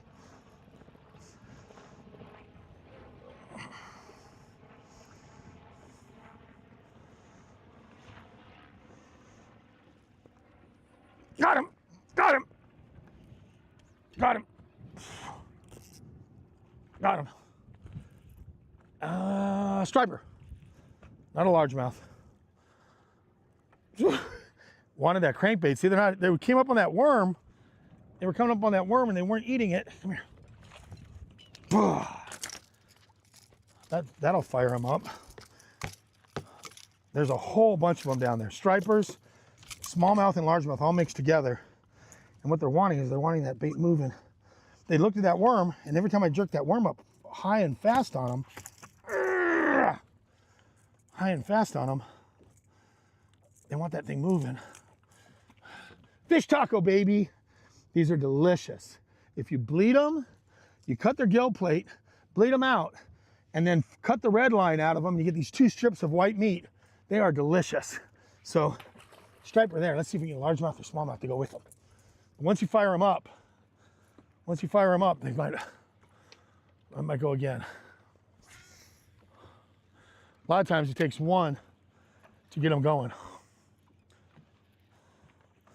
They were looking at that worm, and what they did was they would come up on that worm and they chased it. They didn't like the fact it was going up and going down. It was moving too slow for them. Oh, look at them all, look at them all. Look at them all, Patrick, right in front of us. Right there. That's all fish out there. 60 feet of water. 60 feet out. 60 feet out. There is a massive school of fish right there. Those are smallmouth. What? Smallmouth, largemouth, and stripers all mixed together. Oh, they're coming, they're coming, they're coming, they're coming. Look at them, look at them, look at them. Look at them all chase it. Holy cow, I just pulled a bunch of them right off of it. Big school of them just followed it. Come on, man. Those are all fish. 18 foot of water, and they are out there thick. You'll watch my crankbait go over them, and you'll watch them come hard at it. There it is, there it is, there it is. See my bait? Look at them, look at them, look at them. There they go, they're swarming it. Oh, right to the boat, right to the boat, right to the boat. Look at them. Go! Did you see that, Patrick? Did you see the fireworks? They came all the way to the boat. They're still swimming under the boat.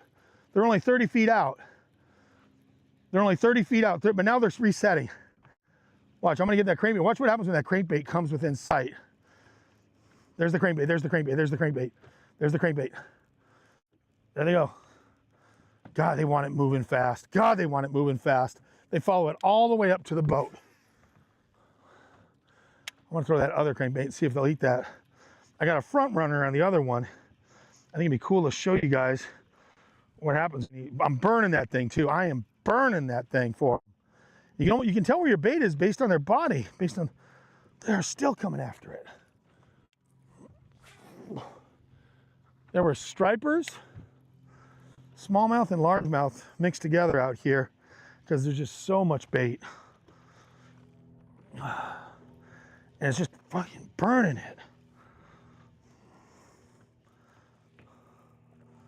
Let's see what happens if I throw the other one. I want to throw the one with the front rudder. It'd be cool for you guys to see this because we'll get a double. If I get a fish to eat this one, I could probably get him on the front runner as well. The Byron's buddy.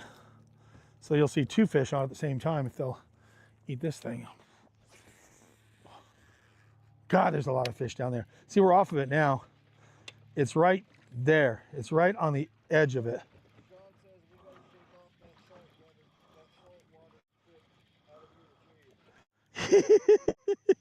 Hey man, they wanted, You can't get it down fast enough and burn it quick enough on this one. Yeah, look at them coming up. Oh Lord.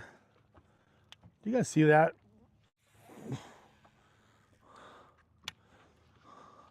Sean, I'm telling you, these fish want to burn this time of year. It's hot out here. They want to chase.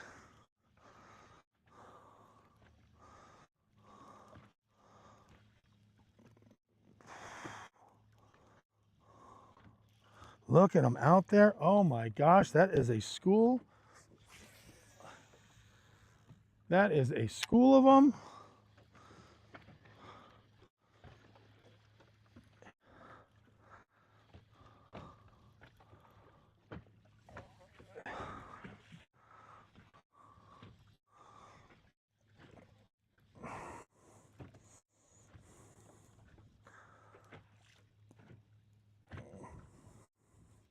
Look at them in the boat. Are you watching that, Patrick?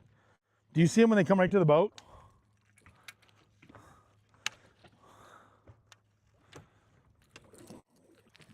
It's crazy. They don't want that shad pattern one.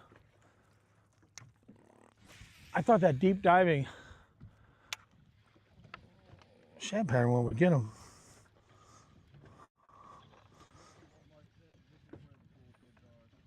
This is where the cool kids are. I want to thank you guys for joining. Oh man, there's a school of them on it. There's a big school on it. They followed it, the Pied Piper. So my buddy told me this could be a fun option. Since I'm on them, I want to try it. Jeremy, this one's for you. I just don't know if it's... Oh, you guys look, isn't that crazy? If Patrick shows you that, look at that screen of fish. They are nuts right there. That is truly the bait bucket. That's all fish elevated. All fish elevated above it, and they chase the bait. They were chasing, you pop the worm off the bottom and they chase it like crazy. But look at them right there. They want, I'm curious if they'll eat this thing. Oh, that felt like a bite. Look at him, look at him, look at him. Oh, look at him on it. Look at him on it. Do you see him on it, Patrick? Look, they're chasing it. Watch, I'm gonna drop back down. I'm dropping back down on them. Look at it, it's going right to them. It's going right to them. They're swarming it. Look at him. Oh, got him. Did you guys see that on live screen? I saw it. Did you guys see that? Is that a striper or largemouth? That's a baby striper. That was pretty cool. That was a little guy. Oh, it's a white bass. Check it out. White bass are out here too. So there's, I forgot to mention, there's stripers, white bass, stripers, white bass, smallmouth, largemouth all mixed together. How crazy is that? Look at all that life, boy. All right, so that was a striper and a white bass. Let's see if we can get a freaking largemouth. Hey, I want to do the trifecta out here, guys. I want to get a striper, a white bass, a largemouth, and a smallmouth. I want to hit all species today.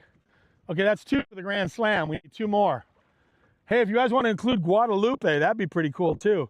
So that one, that was cool. I dropped down on him and I could see him come back up and eat it. Patrick, are you watching the live stream? I mean the live scope? Okay. So what I'm going to do is I'm going to try to get that bait dialed in again. Thank you, Jeremy, for leaving that bait at the house. Look at all of those dudes out there. Oh, got him. Got him. Please be a smallmouth or a largemouth so I can hit the thing. I think he's, no, it's a white bass. White bass. Oh, 2 white bass. Little dick beater. Ball smacker dick beater. Look at that little horsey head. Eating that little horsey head right there. The bait out here is so small. They're on these little glass minnows. So I'm going to throw this a little bit more. I'm not going to sit here and just catch white bass. But there is so much other life out here. Everything is out there. Look at that.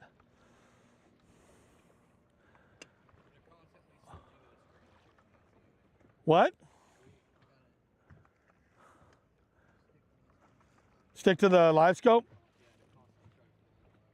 Follow the live scope and I'll show you. I'll show you the bait getting eaten. There's the bait right there. They're on it.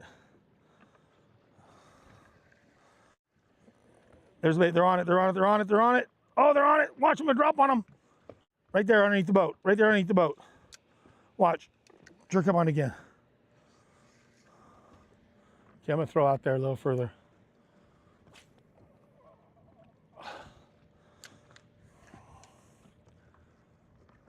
Look at all of the fish, y'all. This is nuts. White bass, stripers. Haven't caught the smallmouth, largemouth, or Guadalupe yet. But good Lord. What's the camera's hot? You going to the console? Going to rear? Okay. I'm going to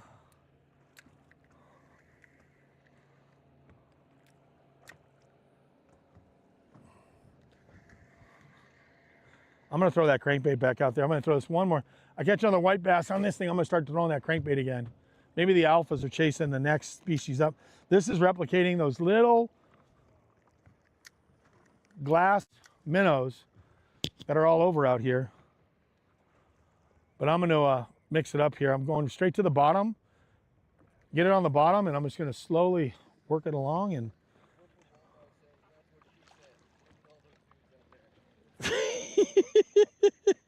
between Sean, we need to get Sean and my buddy Wolf out here together. Wolf of Walmart, you guys got to come out together.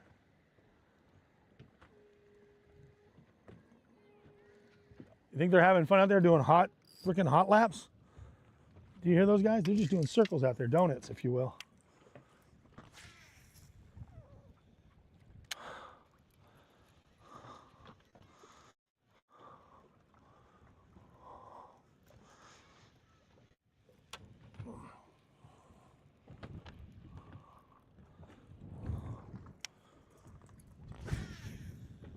What are you on? Rear? Your camera getting hot too, like my phone was? Yeah, everything's getting hot. So we're going to go to wind pool to do. And the camera switching is getting too fast. It's getting kind of Nauseating for the audience? like go back and forth, back and forth, back and forth. Are they really? Yeah. They're like, you're killing me, Smalls. You're killing me, Smalls. So what I'm gonna try to do now is, man, they are thick right there. They are thick right there.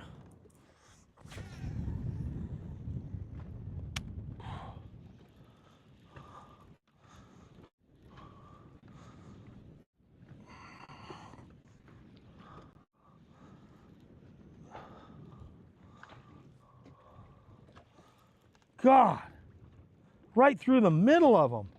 I mean, right through the middle of them. Come on, man, bring me some fish tacos, baby. Some striper fish tacos.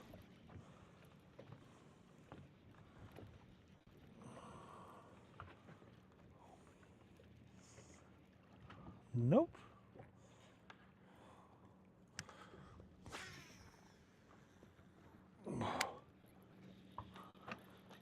I'm taking what they're giving because I'm working for a living. Come on, baby, let's do this.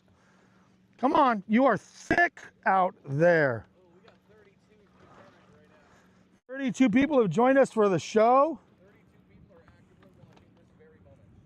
And I want to welcome everybody to our fledgling live stream. Right now we are, if you guys could see the live scope, oh my gosh, that is a massive, and I'm talking massive school of fish right there. I'm coming through. I am coming through. How I don't snag one. How I don't snag one is beyond me. God, that's a big school of fish. Wolf of Walmart wants to know, there's a bunch of different breeds of bass in one section. I like to throw a tube. It usually falls through striper. And the larger size, largemouth swim under for the striper extracts. You know, Wolf, you got a good point, and I'm going to throw a worm a little bit. I'm going to throw a worm out there a little bit when I get those fish on the bottom. I see them. Right now, wow. I got white bass, stripers, and largemouth all hanging together.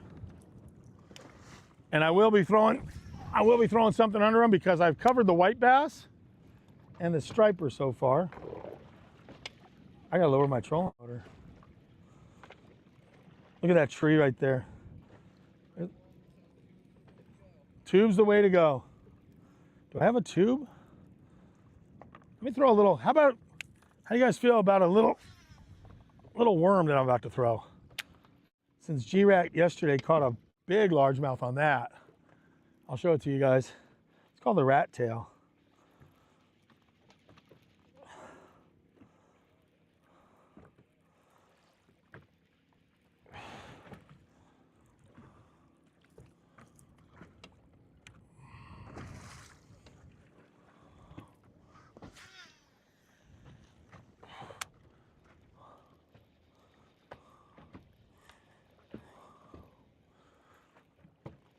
All right.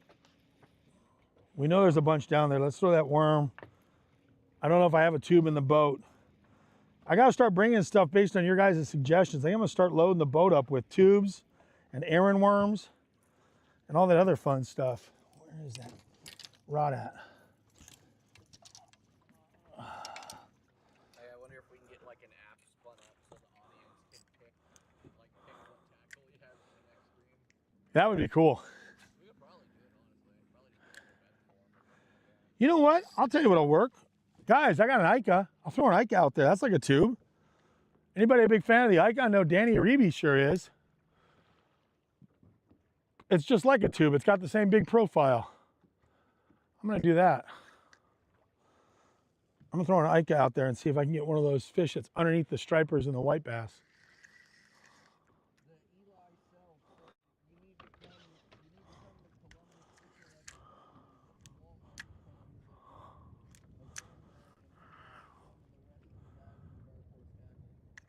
Man, I would love to do that. What is that one? The Columbus Fishing Expo. I would love to do that. That would be cool. Go to Columbus, bring my daughter with me.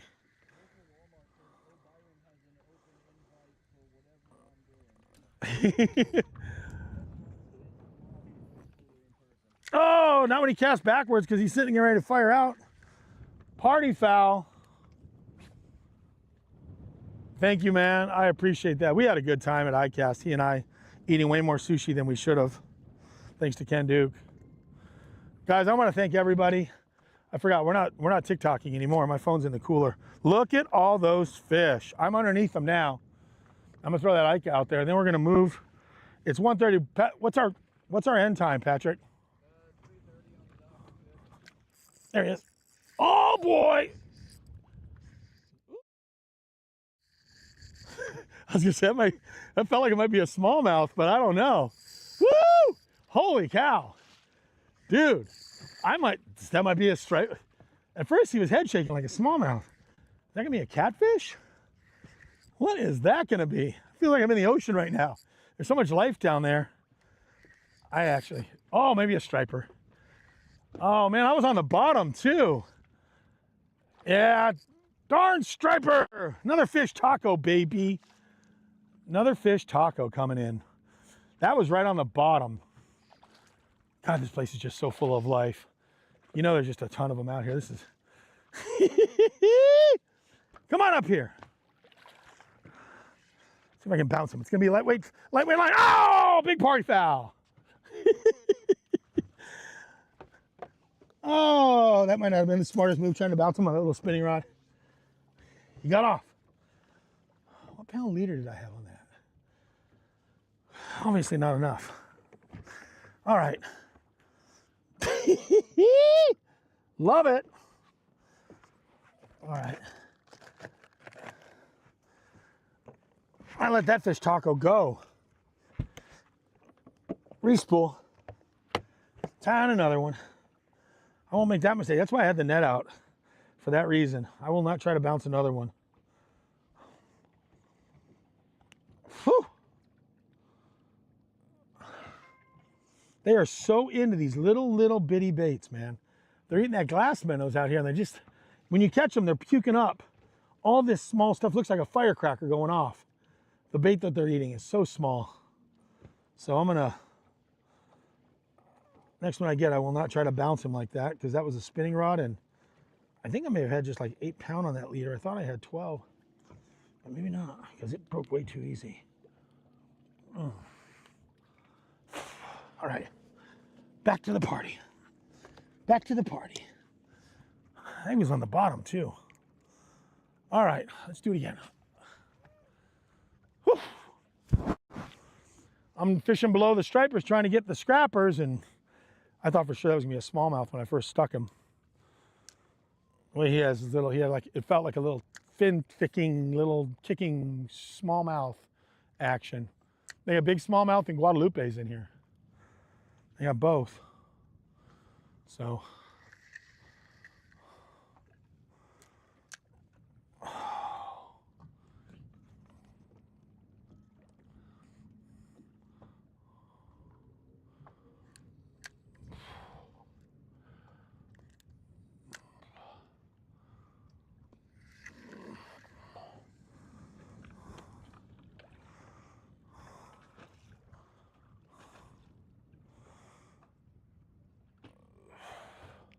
Look at all the fish on the bottom, y'all. I don't know, are we on the handheld anymore? Can anybody see that? We can't be on the... Too much to what?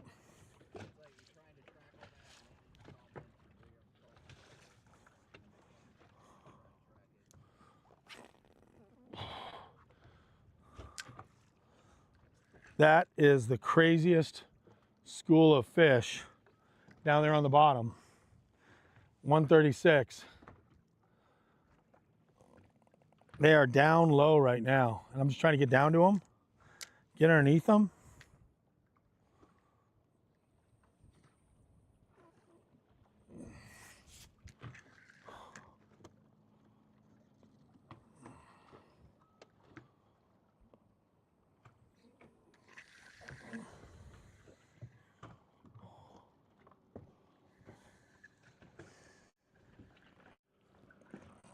God.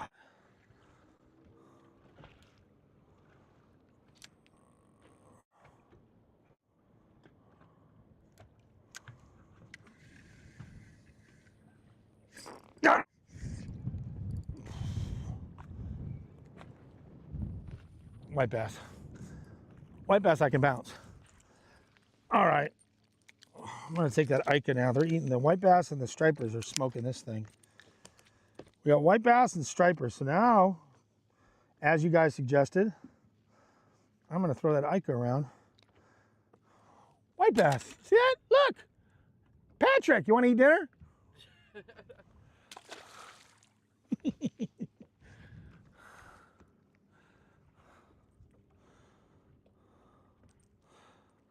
Let's make a little move. Let's make just a little move, yeah. I want to move over to a little spot. I've already got white bass, and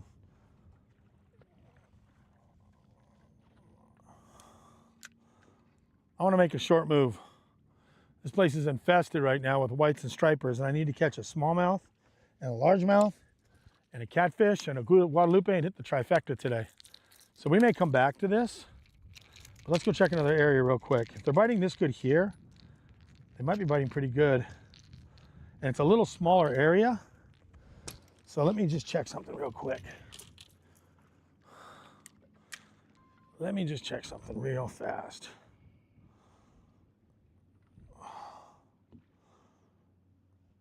Patrick, you good with making a move? Yeah, we're good to go. Everybody join us for a quick move. I'm making a subtle little change up to a spot. If they're here, they might be on this other spot too. So, Ica, worm, crankbait, and that rod goes away. All right, guys, quick move. I found the white bass, I found the stripers. Let's go see if I can put a largemouth and a smallmouth in the mix. In the mix.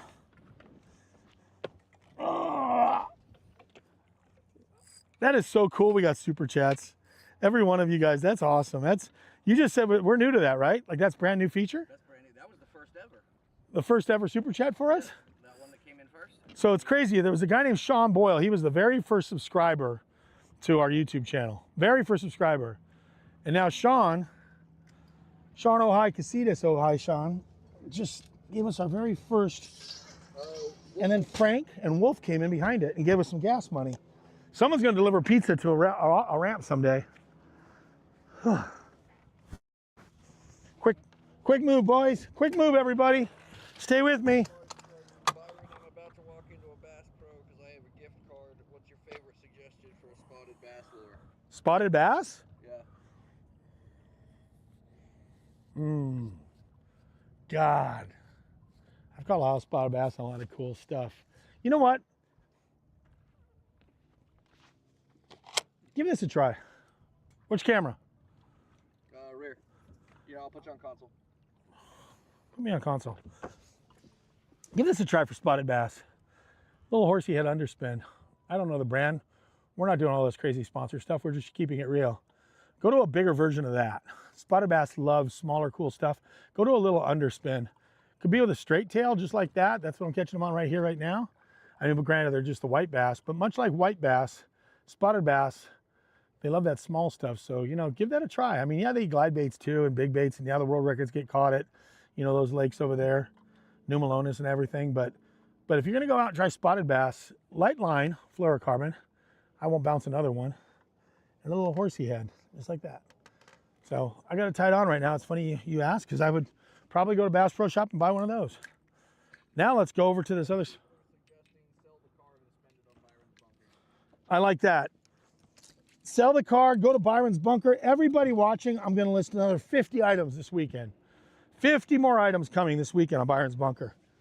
You want an energy drink? You want to wake up? Because I got to drink an energy drink.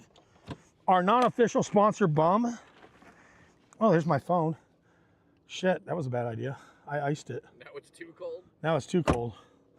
I left my phone. I'm gonna freak my phone out. What can I get you, Patrick? Just water. You don't want you want an energy drink? You want No. Water? Yeah. Everybody, I gotta feed and water my sidekick. If I'm Howard Stern, you're my Robin.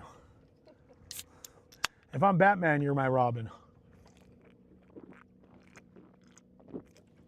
All right, guys. Frank Walton wants to know, Byron, did you get to the next tier in your YouTube viewer hours? Yes, we did. We very did. Thank you, Frank. You helped us. Frank, you helped us. We made it to the next tier for YouTube viewers hours. Every one of you. Am I on the back camera? Right here.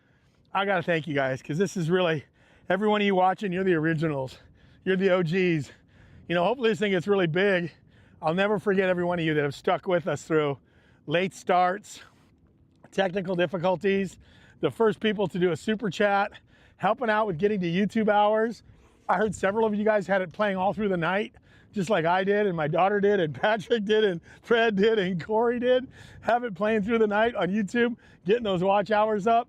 So between the subscriptions, the YouTube channel, the watch hours, and now finally we got monetized. And so this is our first outing where we've had Frank and Wolf, and a few of you have actually donated money towards the gas bill that we're blowing today. And you know, it just, every little bit helps. We're having fun. So let's go to the next spot. I appreciate you guys. Someday we'll eventually have some monetization out of this thing in a big way, but for now it's just pure entertainment. And I'm taking you guys to a spot that one particular viewer knows all too well. And if he's still watching, he's gonna be like, oh, hey, hot pro tip real quick. Don't know if you guys can see this or not, but I pulled up my live scope. You wanna shut it off. And if you're back at the back console, everybody, you can go to menu, go to transmit, and shut that off. What you're doing now is you're turning off the are we on this camera? Yeah. Okay, so I'm gonna go back and show you guys real quick. So I left the live scope on up there. That's like a flashlight. You don't want to leave that on running when it's out of the water and going all the time. This is kind of a Garmin hot tip. Scott Martin, real good friend of mine, Roland Martin's son, you may have heard of him. He was like, dude, every time you go out, you know, you pull it out of the water. So because I'm back here, I have the console set, I have the settings back here. So I can go to my menu, I go to transmit, I shut it off. I just shut off my transducer up there. So now it's not firing off those crystals out of the water, especially on a long run if it's getting hot. I don't want to burn up that transducer or overheat those transducers, kind of like I just overheated my phone down there. You know, I don't want to overheat that thing. And then I have it set on buttons here. So that is my live scope. It's now off. Push number 1, I'm back to just the straight graph. Go to number 2, I'm on side scan. I can go side scanning. Number 3 is the map and 2D. So map 2D. So every one of those preset buttons are everything I need. I don't need to mess around. I can go to 1. Right now I'm just going to run if I want to see my depth. If I'm looking for a particular area, which is what I'm going to do at this moment, I'll have map and 2D. But when I get there, just so you guys can see it, I go over to live scope, which now, but I can turn my transducer on, off and on from right here. I'm transmit off right now. I'm keeping that thing cool. So let's go back to 3 and let's go back to it. Let's go to our next spot. Kind of just a fun little pro pointer kind of thing if you guys want to know some of the stuff I do just in the rigging of the boat, but it helps a lot. Now we're going to pull up on a little individual waypoint. I want to make sure I froze my phone and I overheated my phone. It's amazing what these phones can put up with. I went from one extreme to another. Never leave your phone in the cooler too long is what, I'm not reading that, I'm just saying that. Don't ice your phone too much. All right, everybody, here we go. Sam X said, Sam X. "Mix your energy drink with water." Do I got too much energy, Sam? Yeah, I didn't sleep much last night. I had a lot of stuff on my mind. I did not do well last night with sleep. All right, we're going to another spot. Let's go. Let's go hit it.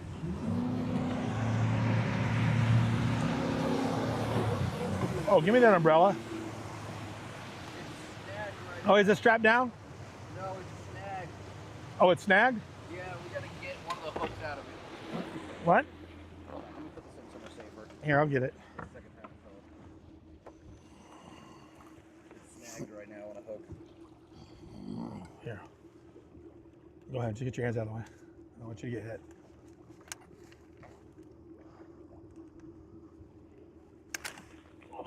Then you do the other one.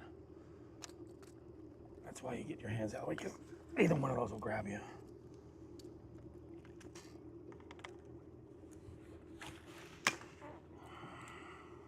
That's one way to do it.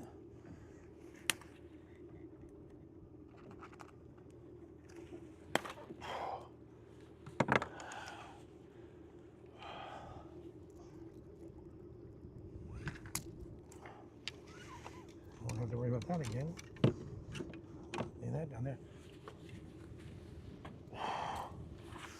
I don't want that to blow out. Are you using it? No. Umbrella man? No. All right.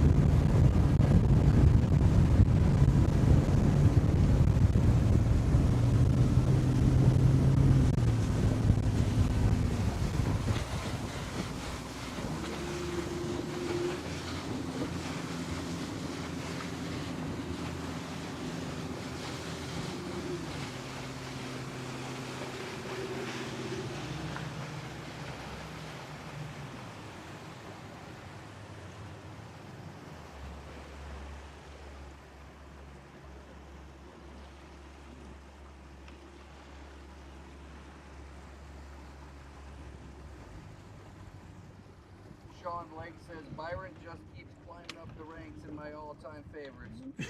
Brutally honest and open. He's still got just enough California in him. Man, that's too kind. Thank you guys for being so complimentary. I'm just trying to keep it real out here. I'm just having fun. I appreciate everybody joining us.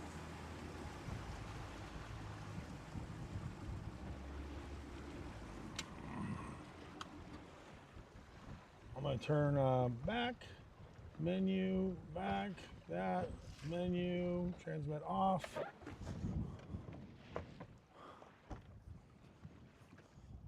I appreciate every one of you guys for joining me and having some faith in what I'm trying to pull off here, which is live streaming, interactive, because you guys are out here with me, every one of you. Sean and Robert and Wolf and Frank, the other Sean, and all of you guys. You're awesome. Turn that graph back on. Back.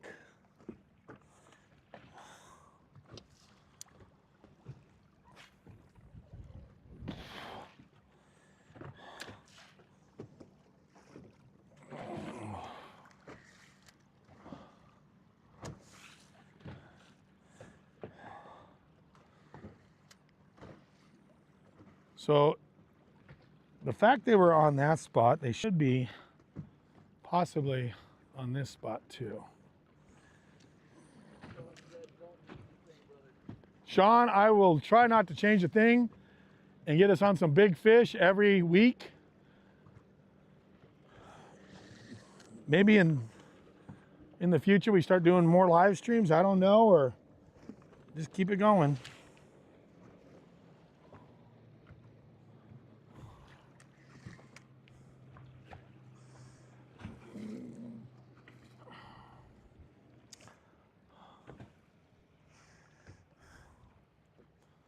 What I'm doing here is just fishing some marks that are same exact thing, just offshore stuff that these fish have been keyed up on.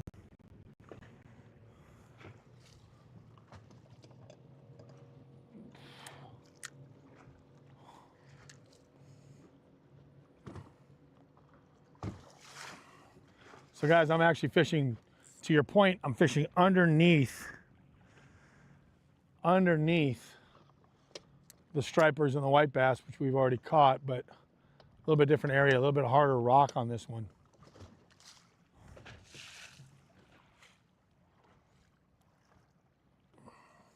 And I'm also going to throw the Ica out there too. I'll mix it up with an Ica as well as this G-Rat worm. Oh, there's some fish right there in the tree. Right there in the tree. Come on, baby, eat that thing. Look at that.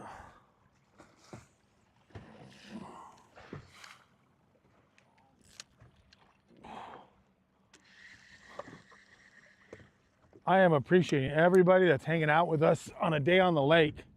Right.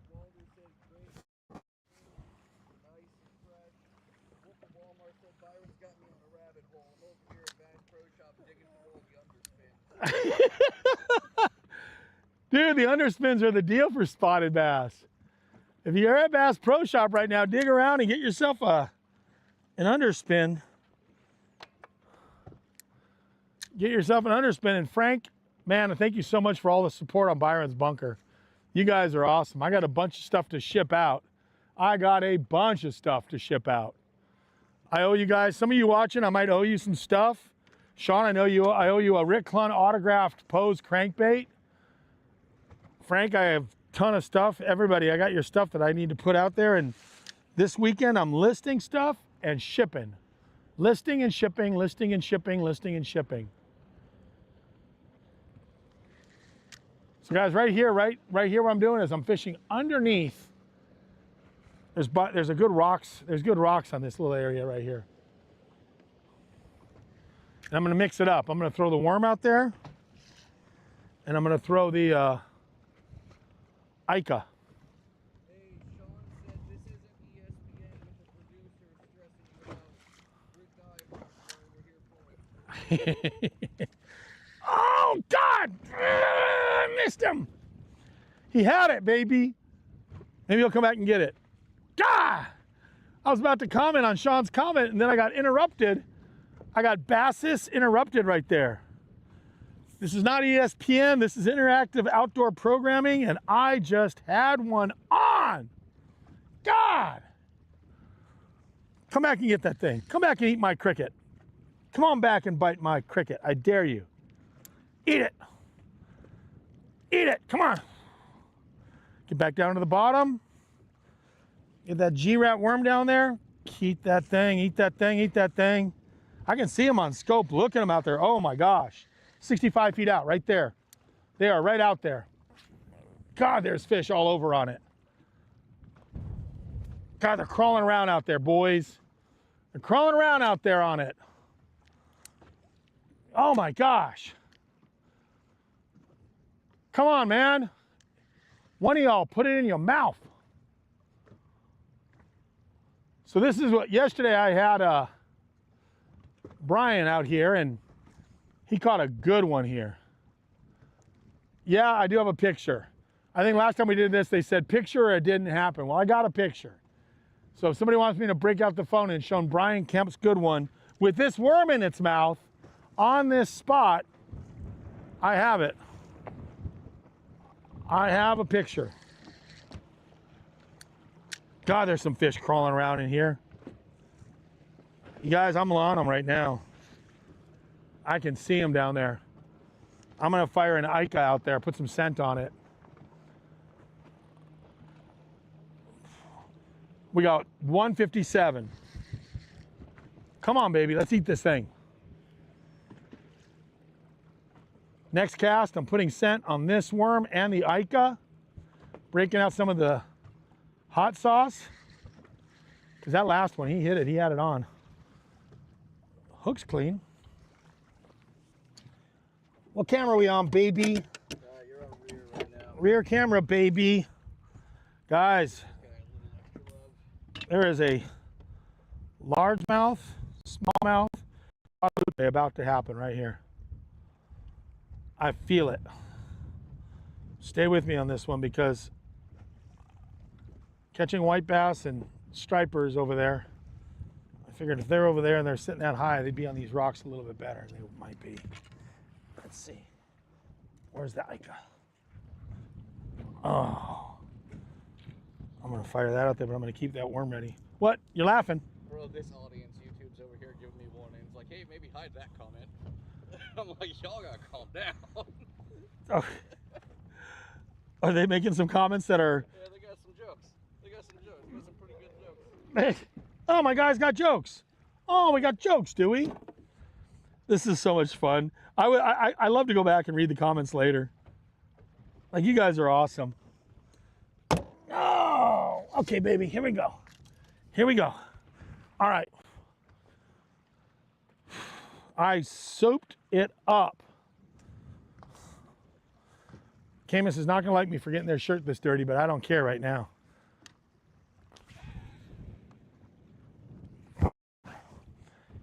All right, here we go.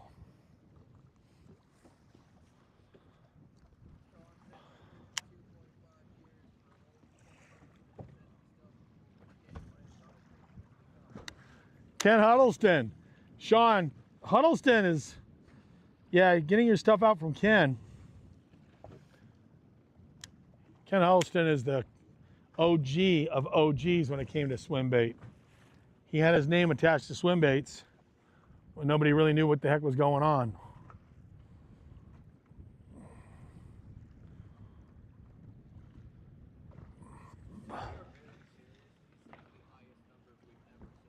Really?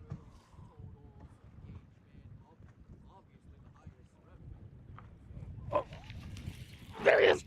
Oh, I couldn't keep up with him. He had it. He was swimming with it. God. I cannot believe I didn't get a hook in that dude. I was about to comment what you said, and he was just swimming with it. God. God, come on back and eat that thing. First cast with the Ica. first cast. You know, just like the tube, Ike out here is a real strong player. The Yamamoto Ike, man, it's a real strong player. And that one was on it.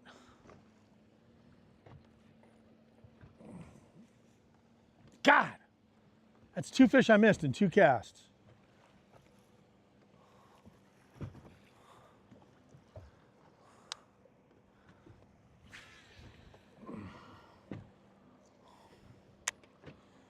Two fish in 2 casts, right there.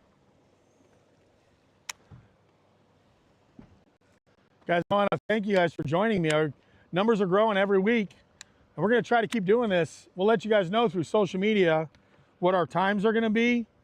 We shoot for Thursdays. My daughter goes back to school. She's actually at her orientation today. So my friends took her to orientation because I was going to come out here and live stream. But today she had orientation at her high school. She's going in as a sophomore. So what's really going to be cool is when she's in school, I'm going to drop her off at school, come out here and live stream with y'all. And then I'll get out here early enough. I'll have to get off the water early enough to go back to school and pick her up. But every day, Monday through Friday, you know, I do pick up and drop off because she's not old enough to drive yet. So I'm going to be out here live streaming while she's in school. You know, and now, hell, we can make 30 bucks. Did you see that? We can make $30 every day, and that'll pay for my gas to get here if we get a couple super chats. So those of you that are super chatting, oh, I just pulled myself off of spot lock.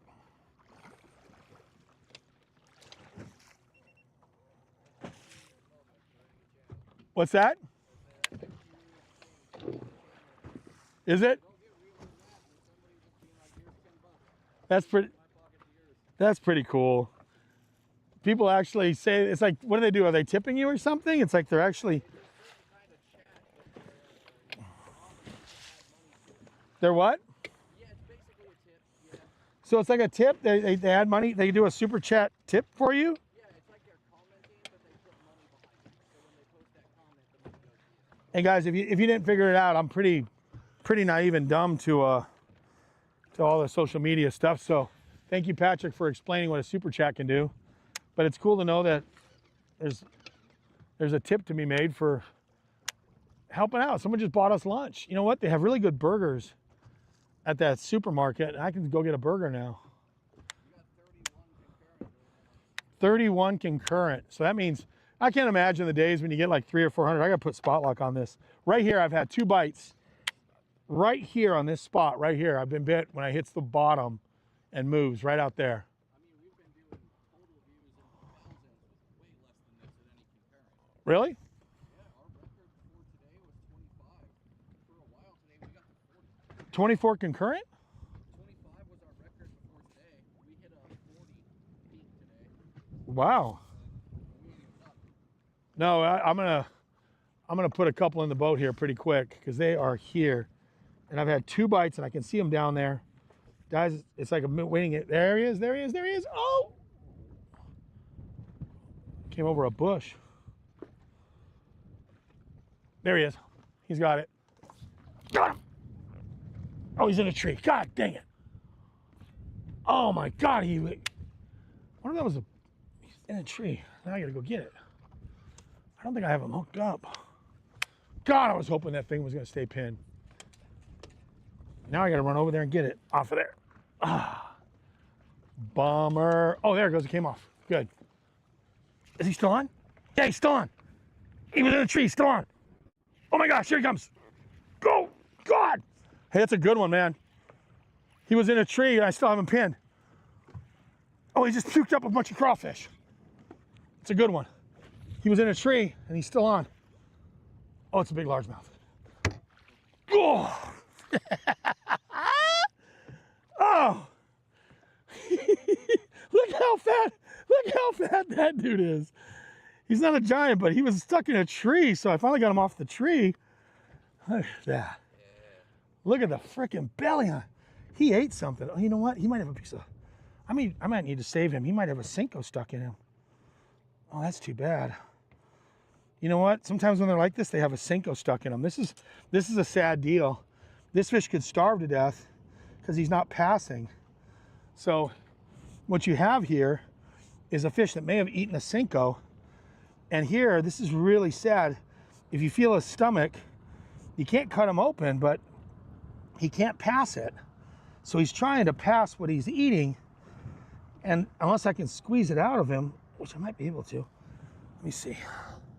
I might be able to save his life if I can get that out of him. See that right there, guys? That's maybe a soft plastic of some kind. And let me see if I can get it out of him, because that would save his life if I can help him pass that. He's got something stuck there. And what happens is they, no, that's not a Cinco. That's just food. Maybe he's not. But he is, a lot of times at Lake Amistad, they get Cincos. They get Cincos stuck in there and they starve to it because they can't pass the Cinco or the soft plastic, salt impregnated. So I have had it before where I can get in there and get the Cinco out, because you can tell he's got a little problem going on right there. He needs to see a proctologist. Is that what it is? A proctologist? He needs somebody. He needs Goldfinger to get in there and do his work. It feels like there's something in there, but I'm gonna let him go. Maybe he'll make it. If I could have gotten a Cinco out, that would have been cool to save his life with a Cinco. But he got stuck in a tree and popped out of the tree and he ate it. So, all right, we're on the board. Striped bass, white bass. He wiped out that Ica. I think I can still make it work. Has a weight in it. No, I'm gonna put a new one on. I'm gonna do a new one. What I'm doing is I'm throwing an Ica. No, I'm not sponsored by Yamamoto, keeping it real. But what I'm doing is I'm gonna put another one on and we'll get back up there. That's 3 bites. 3 bites on that spot. And that one was stuck in a tree and he came off the tree and I thought he was a lot bigger than that. Okay, let's get my Icas out. Here's another Ica. Get a dark colored one. So, what camera are we on? Console. Huh?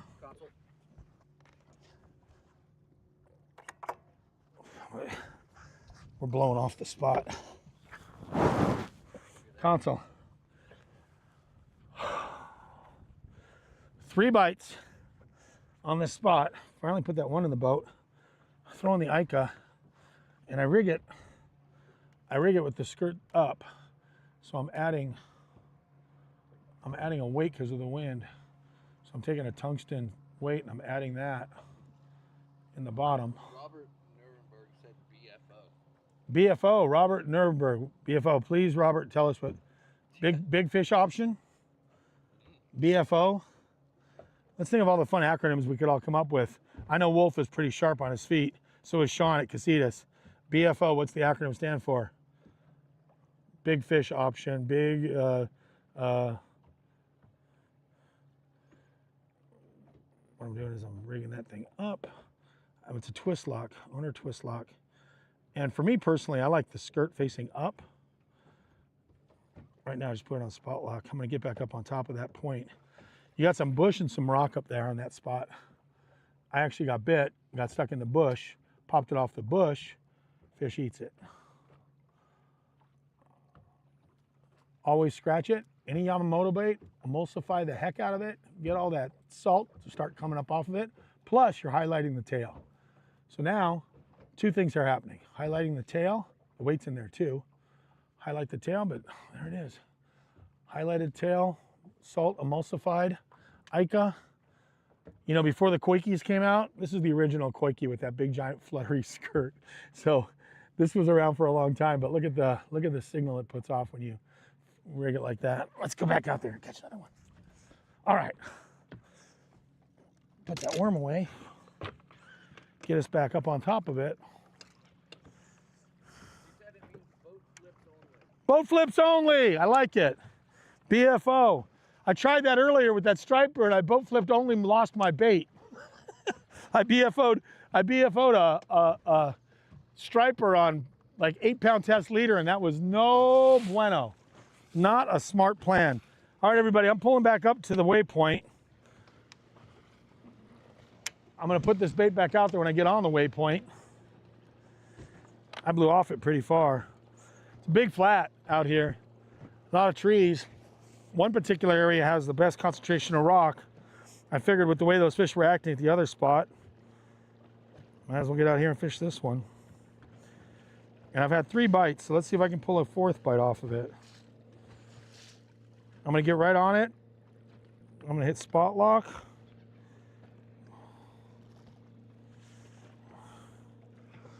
I'm gonna fire out there.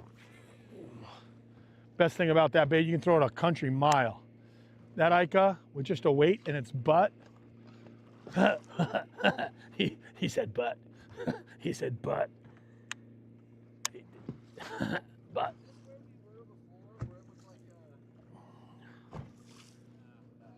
You've never been here before. Pay no attention to that man behind the curtain, they said in Wizard of Oz land. Oh, baby. Did I just have one on the fall? Are we on them, baby? Come on. Show me some love. Love when they hit it on the fall. Well, that could have been a striper or a white bass. Yeah, that fish felt like he had something in his belly. It's sad when they eat those soft plastics and they basically starve to death. They die. And they die because they can't pass it. And so they just get thinner and thinner and thinner. When I was at Amistad, many fish, you'd catch them and they'd be just about dead. Eyes withdrawn, real skinny, big giant belly. And you go and you cut them open and these big Cincos fall out. And you know, if a guy throws a Cinco, it comes off his line. How many people have, I know a lot of you watching, which camera? That camera? Yep. You know, a lot of you, people talk about throwing a Cinco out there and eating lunch, right? Talk about throwing a Cinco out there and just letting it just drift around out there while they retie their rod. So a fish swims up and eats that Cinco just sitting there. Well, of course, if you go to cast and it falls off, you go to fire out there and that Cinco goes flying that way, it's sitting on the bottom just as if you were fishing it, dead stick. But the problem is they just suck it up, swallow it, and that's a real epidemic I saw at Amistad especially, because guys were throwing the big Cincos. The donkey, the phallic, without cussing, the donkey phallic Cinco. That's the best way to say it without using the wrong word. But it's a really, really big Cinco, the 7-8 inch Cincos. Man, when a fish swallows those, it's like a death sentence because they cannot pass it. So it just lives in their gut. And then you got to go out there and, like I said, you got to go out there and pick them up off the, you catch a fish and you cut it open and all the Cincos are stuck in his belly. And unfortunately, I've had that happen.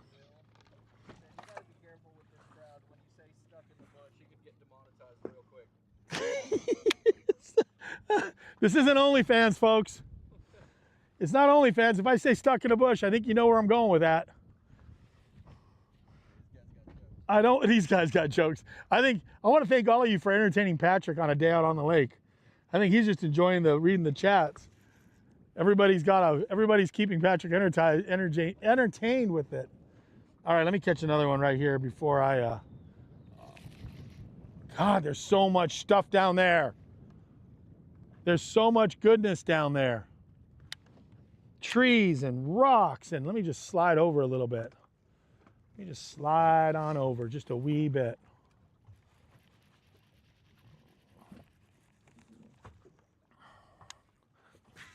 I still need a clip for the highlight reel. We need to catch a highlight fish.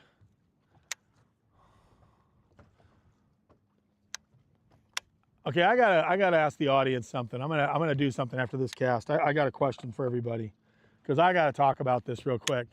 It's cool, the stuff that just comes up organically when we're all out here together. But I got something that's driving me about nuts right now. And I'm gonna show you what I do to alleviate it after I catch, either catch this fish or reel this bait in. Every one of you, I got a question. So my whole life I grew up. Patrick, what camera are you on? You're still on Rear? Yeah, I do. I want to go to console. Well, I can go to rear right now.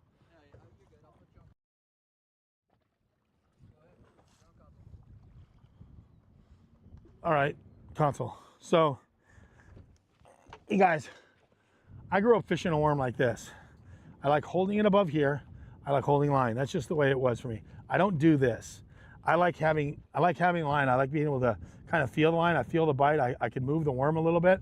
I don't like this. This is not the way I fish a worm.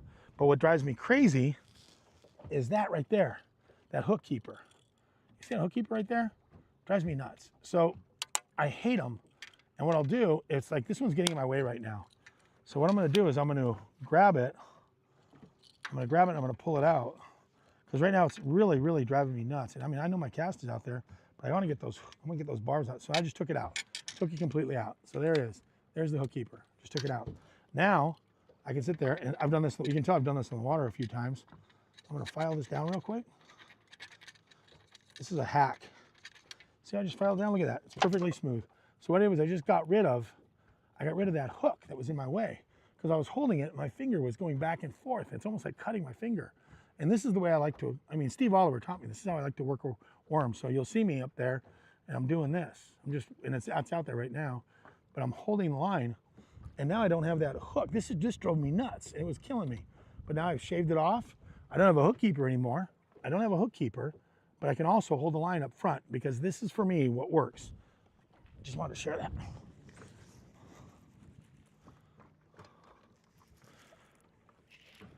And I got a fish. Oh, and I had a fish.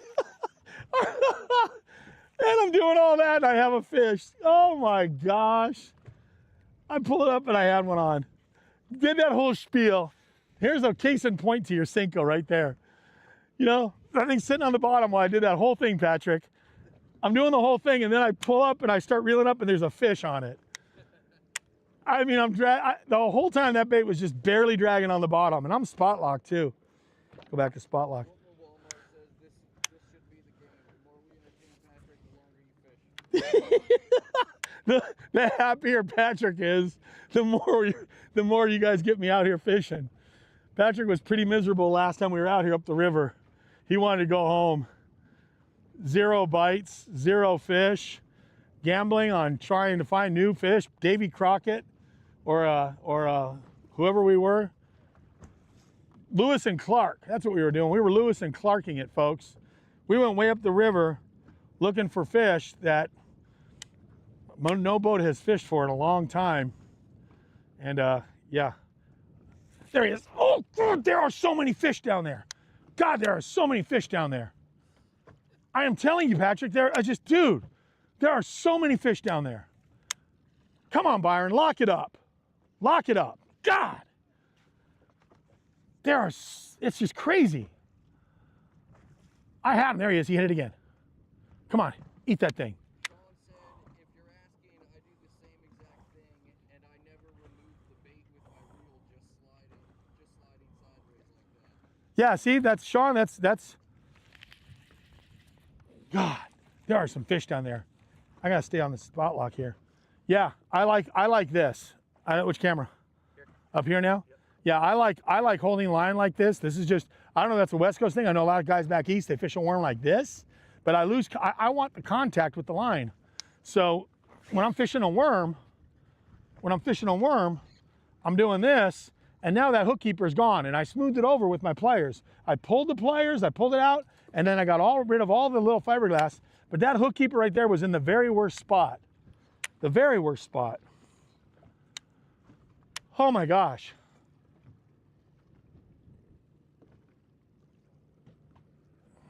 Spot lock, gotta love it. When you get on a spot like this and you know where they're at. I've had way more bites than I've put fish in the boat so far.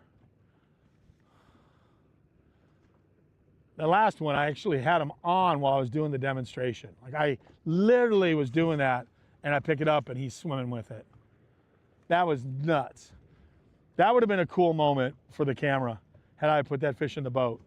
That would have been a cool highlight where you do this whole spiel and then you stand up and you pick the rod up and move it 2 times and he all over it. Basically, I'm soaking that bait down there. Don't threaten me with a good time, baby. Come on. Man, they do like that shit down there.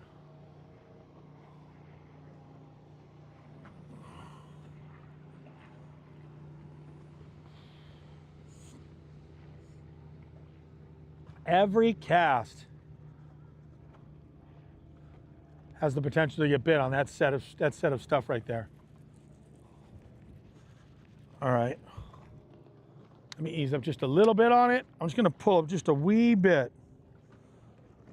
Just a little bit on it, right out there.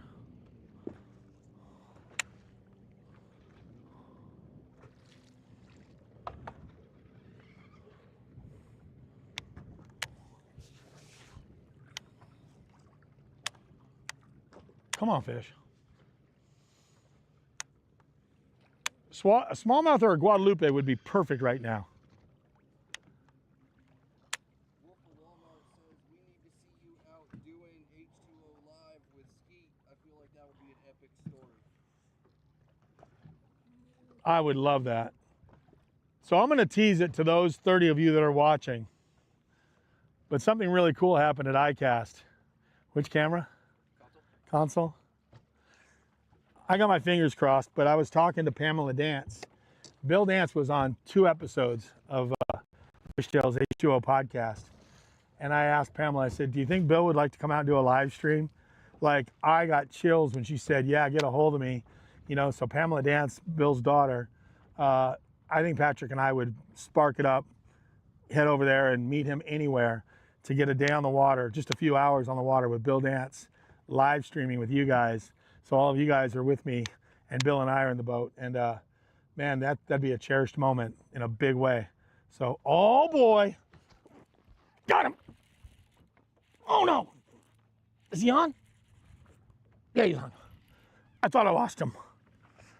I got him. God, I barely had him hooked. I'm sitting there telling you guys about Bill Dance, and about the time he's bigger than I thought, boys. I sat there. Oh, he's on. He's still on. Here he comes. Oh my gosh! Look at this. Okay, so I got a largemouth. I got a striper, and now, baby, I got a Guadalupe. Woo-hoo-hoo! And it's a good Guadalupe. Super cool fish. They don't get much bigger than this. 4 pounds is the world record. The world record Guadalupe. Looks like a smallmouth, but it's got the bars on it. That's a Guadalupe bass. Craziest thing, it's like a spotted bass. It's got that tongue, that little gritty tongue. And this is a Guadalupe bass. And they don't get, the world record is 4 pounds. This is a good Guadalupe. How cool is this, everybody? That is an amazing fish. I don't want to weigh it because I don't want to hurt him, but you know, he's a good one. Guadalupes, like I said, they don't get very big. So this is the crazy story about this fish. The Guadalupe River's up here. Google this thing. Indigenous to South Texas is a species of bass called a Guadalupe. Well, the river flooded. The Guadalupe, famously, it's flooded a couple times. So a lot of these bass, these Guadalupe bass that were living up in the Guadalupe River have washed into this lake. I'm willing to bet the world record Guadalupe comes out of here. You know, if they don't crossbreed, I don't know the rules and regulations of that, but if that grows to be 3.5, 4 pounds, I think that's going to be a world record. And that's a big one right now for a Guadalupe. That's a really, that's a trophy Guadalupe. If you look it up, it's just such a beautiful fish. You guys check that out in the water. It looks like a smallmouth. Oh, they got a little mouth. They got really strong teeth. So I have caught today I've caught a striper, white bass, largemouth, and now the very cherished and very rare Guadalupe bass. Get to be 4 pounds, let me catch you again. I would love that. Have another world record. Last week, I set the IGFA record. They have a new species, a new thing, catch and release. I was out at California with Oliver Nye and caught an 897 bay bass, spotted bass, not spotted, sand bass, the barred sand bass. And he goes, dude, that's the IGFA world record. We measure it, we documented it. And he's like, dude, he goes, you measure it 62 inches long, 62 inches long, got pictures of it. And he's like, dude, you just broke the world record for IGFA. It was 51 inches and mine was 62 inches. So he said, you ran away with it. 9 pounds, 7 ounces. It's called a barred sand bass. And the world record for catch and release, well, I broke it. So I got my first IGFA record last week with my daughter. She caught a Dorado. We caught yellowfin, tuna, small yellowfin. And then I caught the, what is now going to be the world record. That fish right there, if he grows to be 3, 4 pounds, he's going to be pushing it. So very cool. Imagine setting 2 world records in 1 year. God, that would be crazy.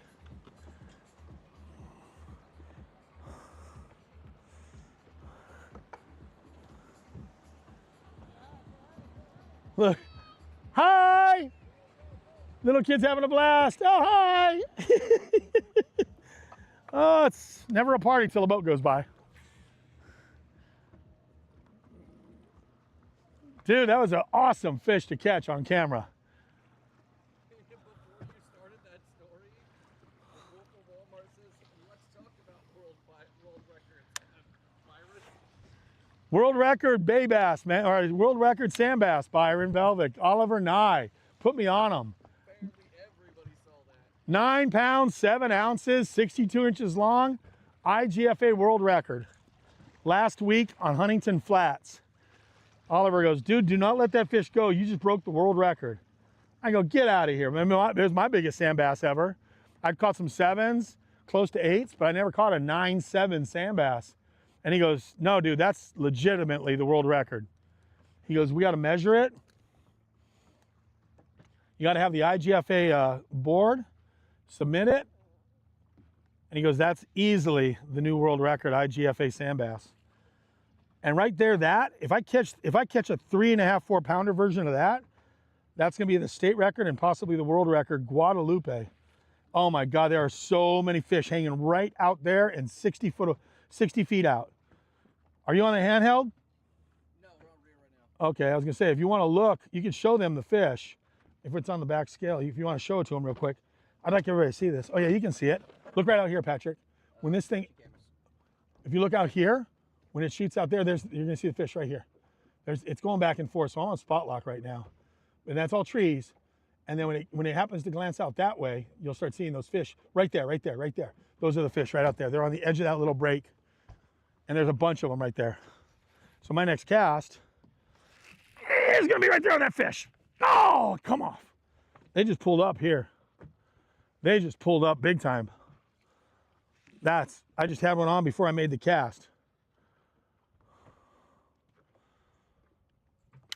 God.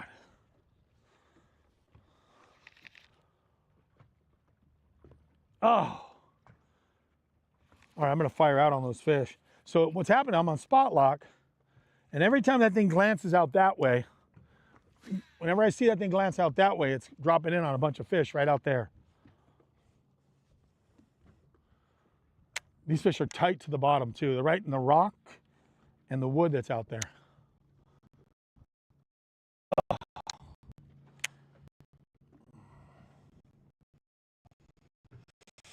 Whew. 230. World record. That was cool. All of a sudden I catch that. So if we get a smallmouth now, we've done a pretty good job of trifecting. Striper, white bass, the very elusive Guadalupe bass. A smallmouth would be sick right now. They're just all grouped together out here on bait, just like those stripers and white bass over there. Except it's not as competitive. There's just not as many stripers and white bass here. So you got more of the other species.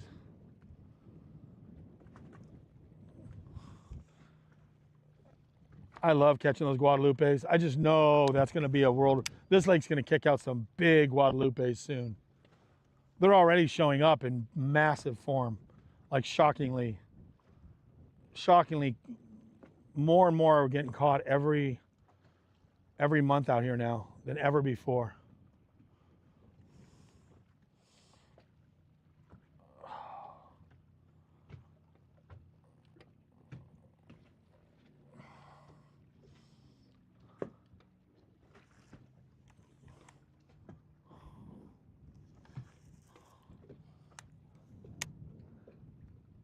Sean knows Oliver. Sean knows Oliver and I. He knows the dude I was fishing with. Sean's no stranger to Oliver. Those of you that haven't ever seen Oliver NJY. Oliver NJY. Big Bass Dreams, now Big Tuna Dreams. So Robert Nuremberg said we're still waiting to hear the result on Grant Burroughs Guadalupe bass. He might have broken a world record. DNA testing pending. who's that? What happened? Robert Nuremberg said we're still waiting to hear on the results of Grant's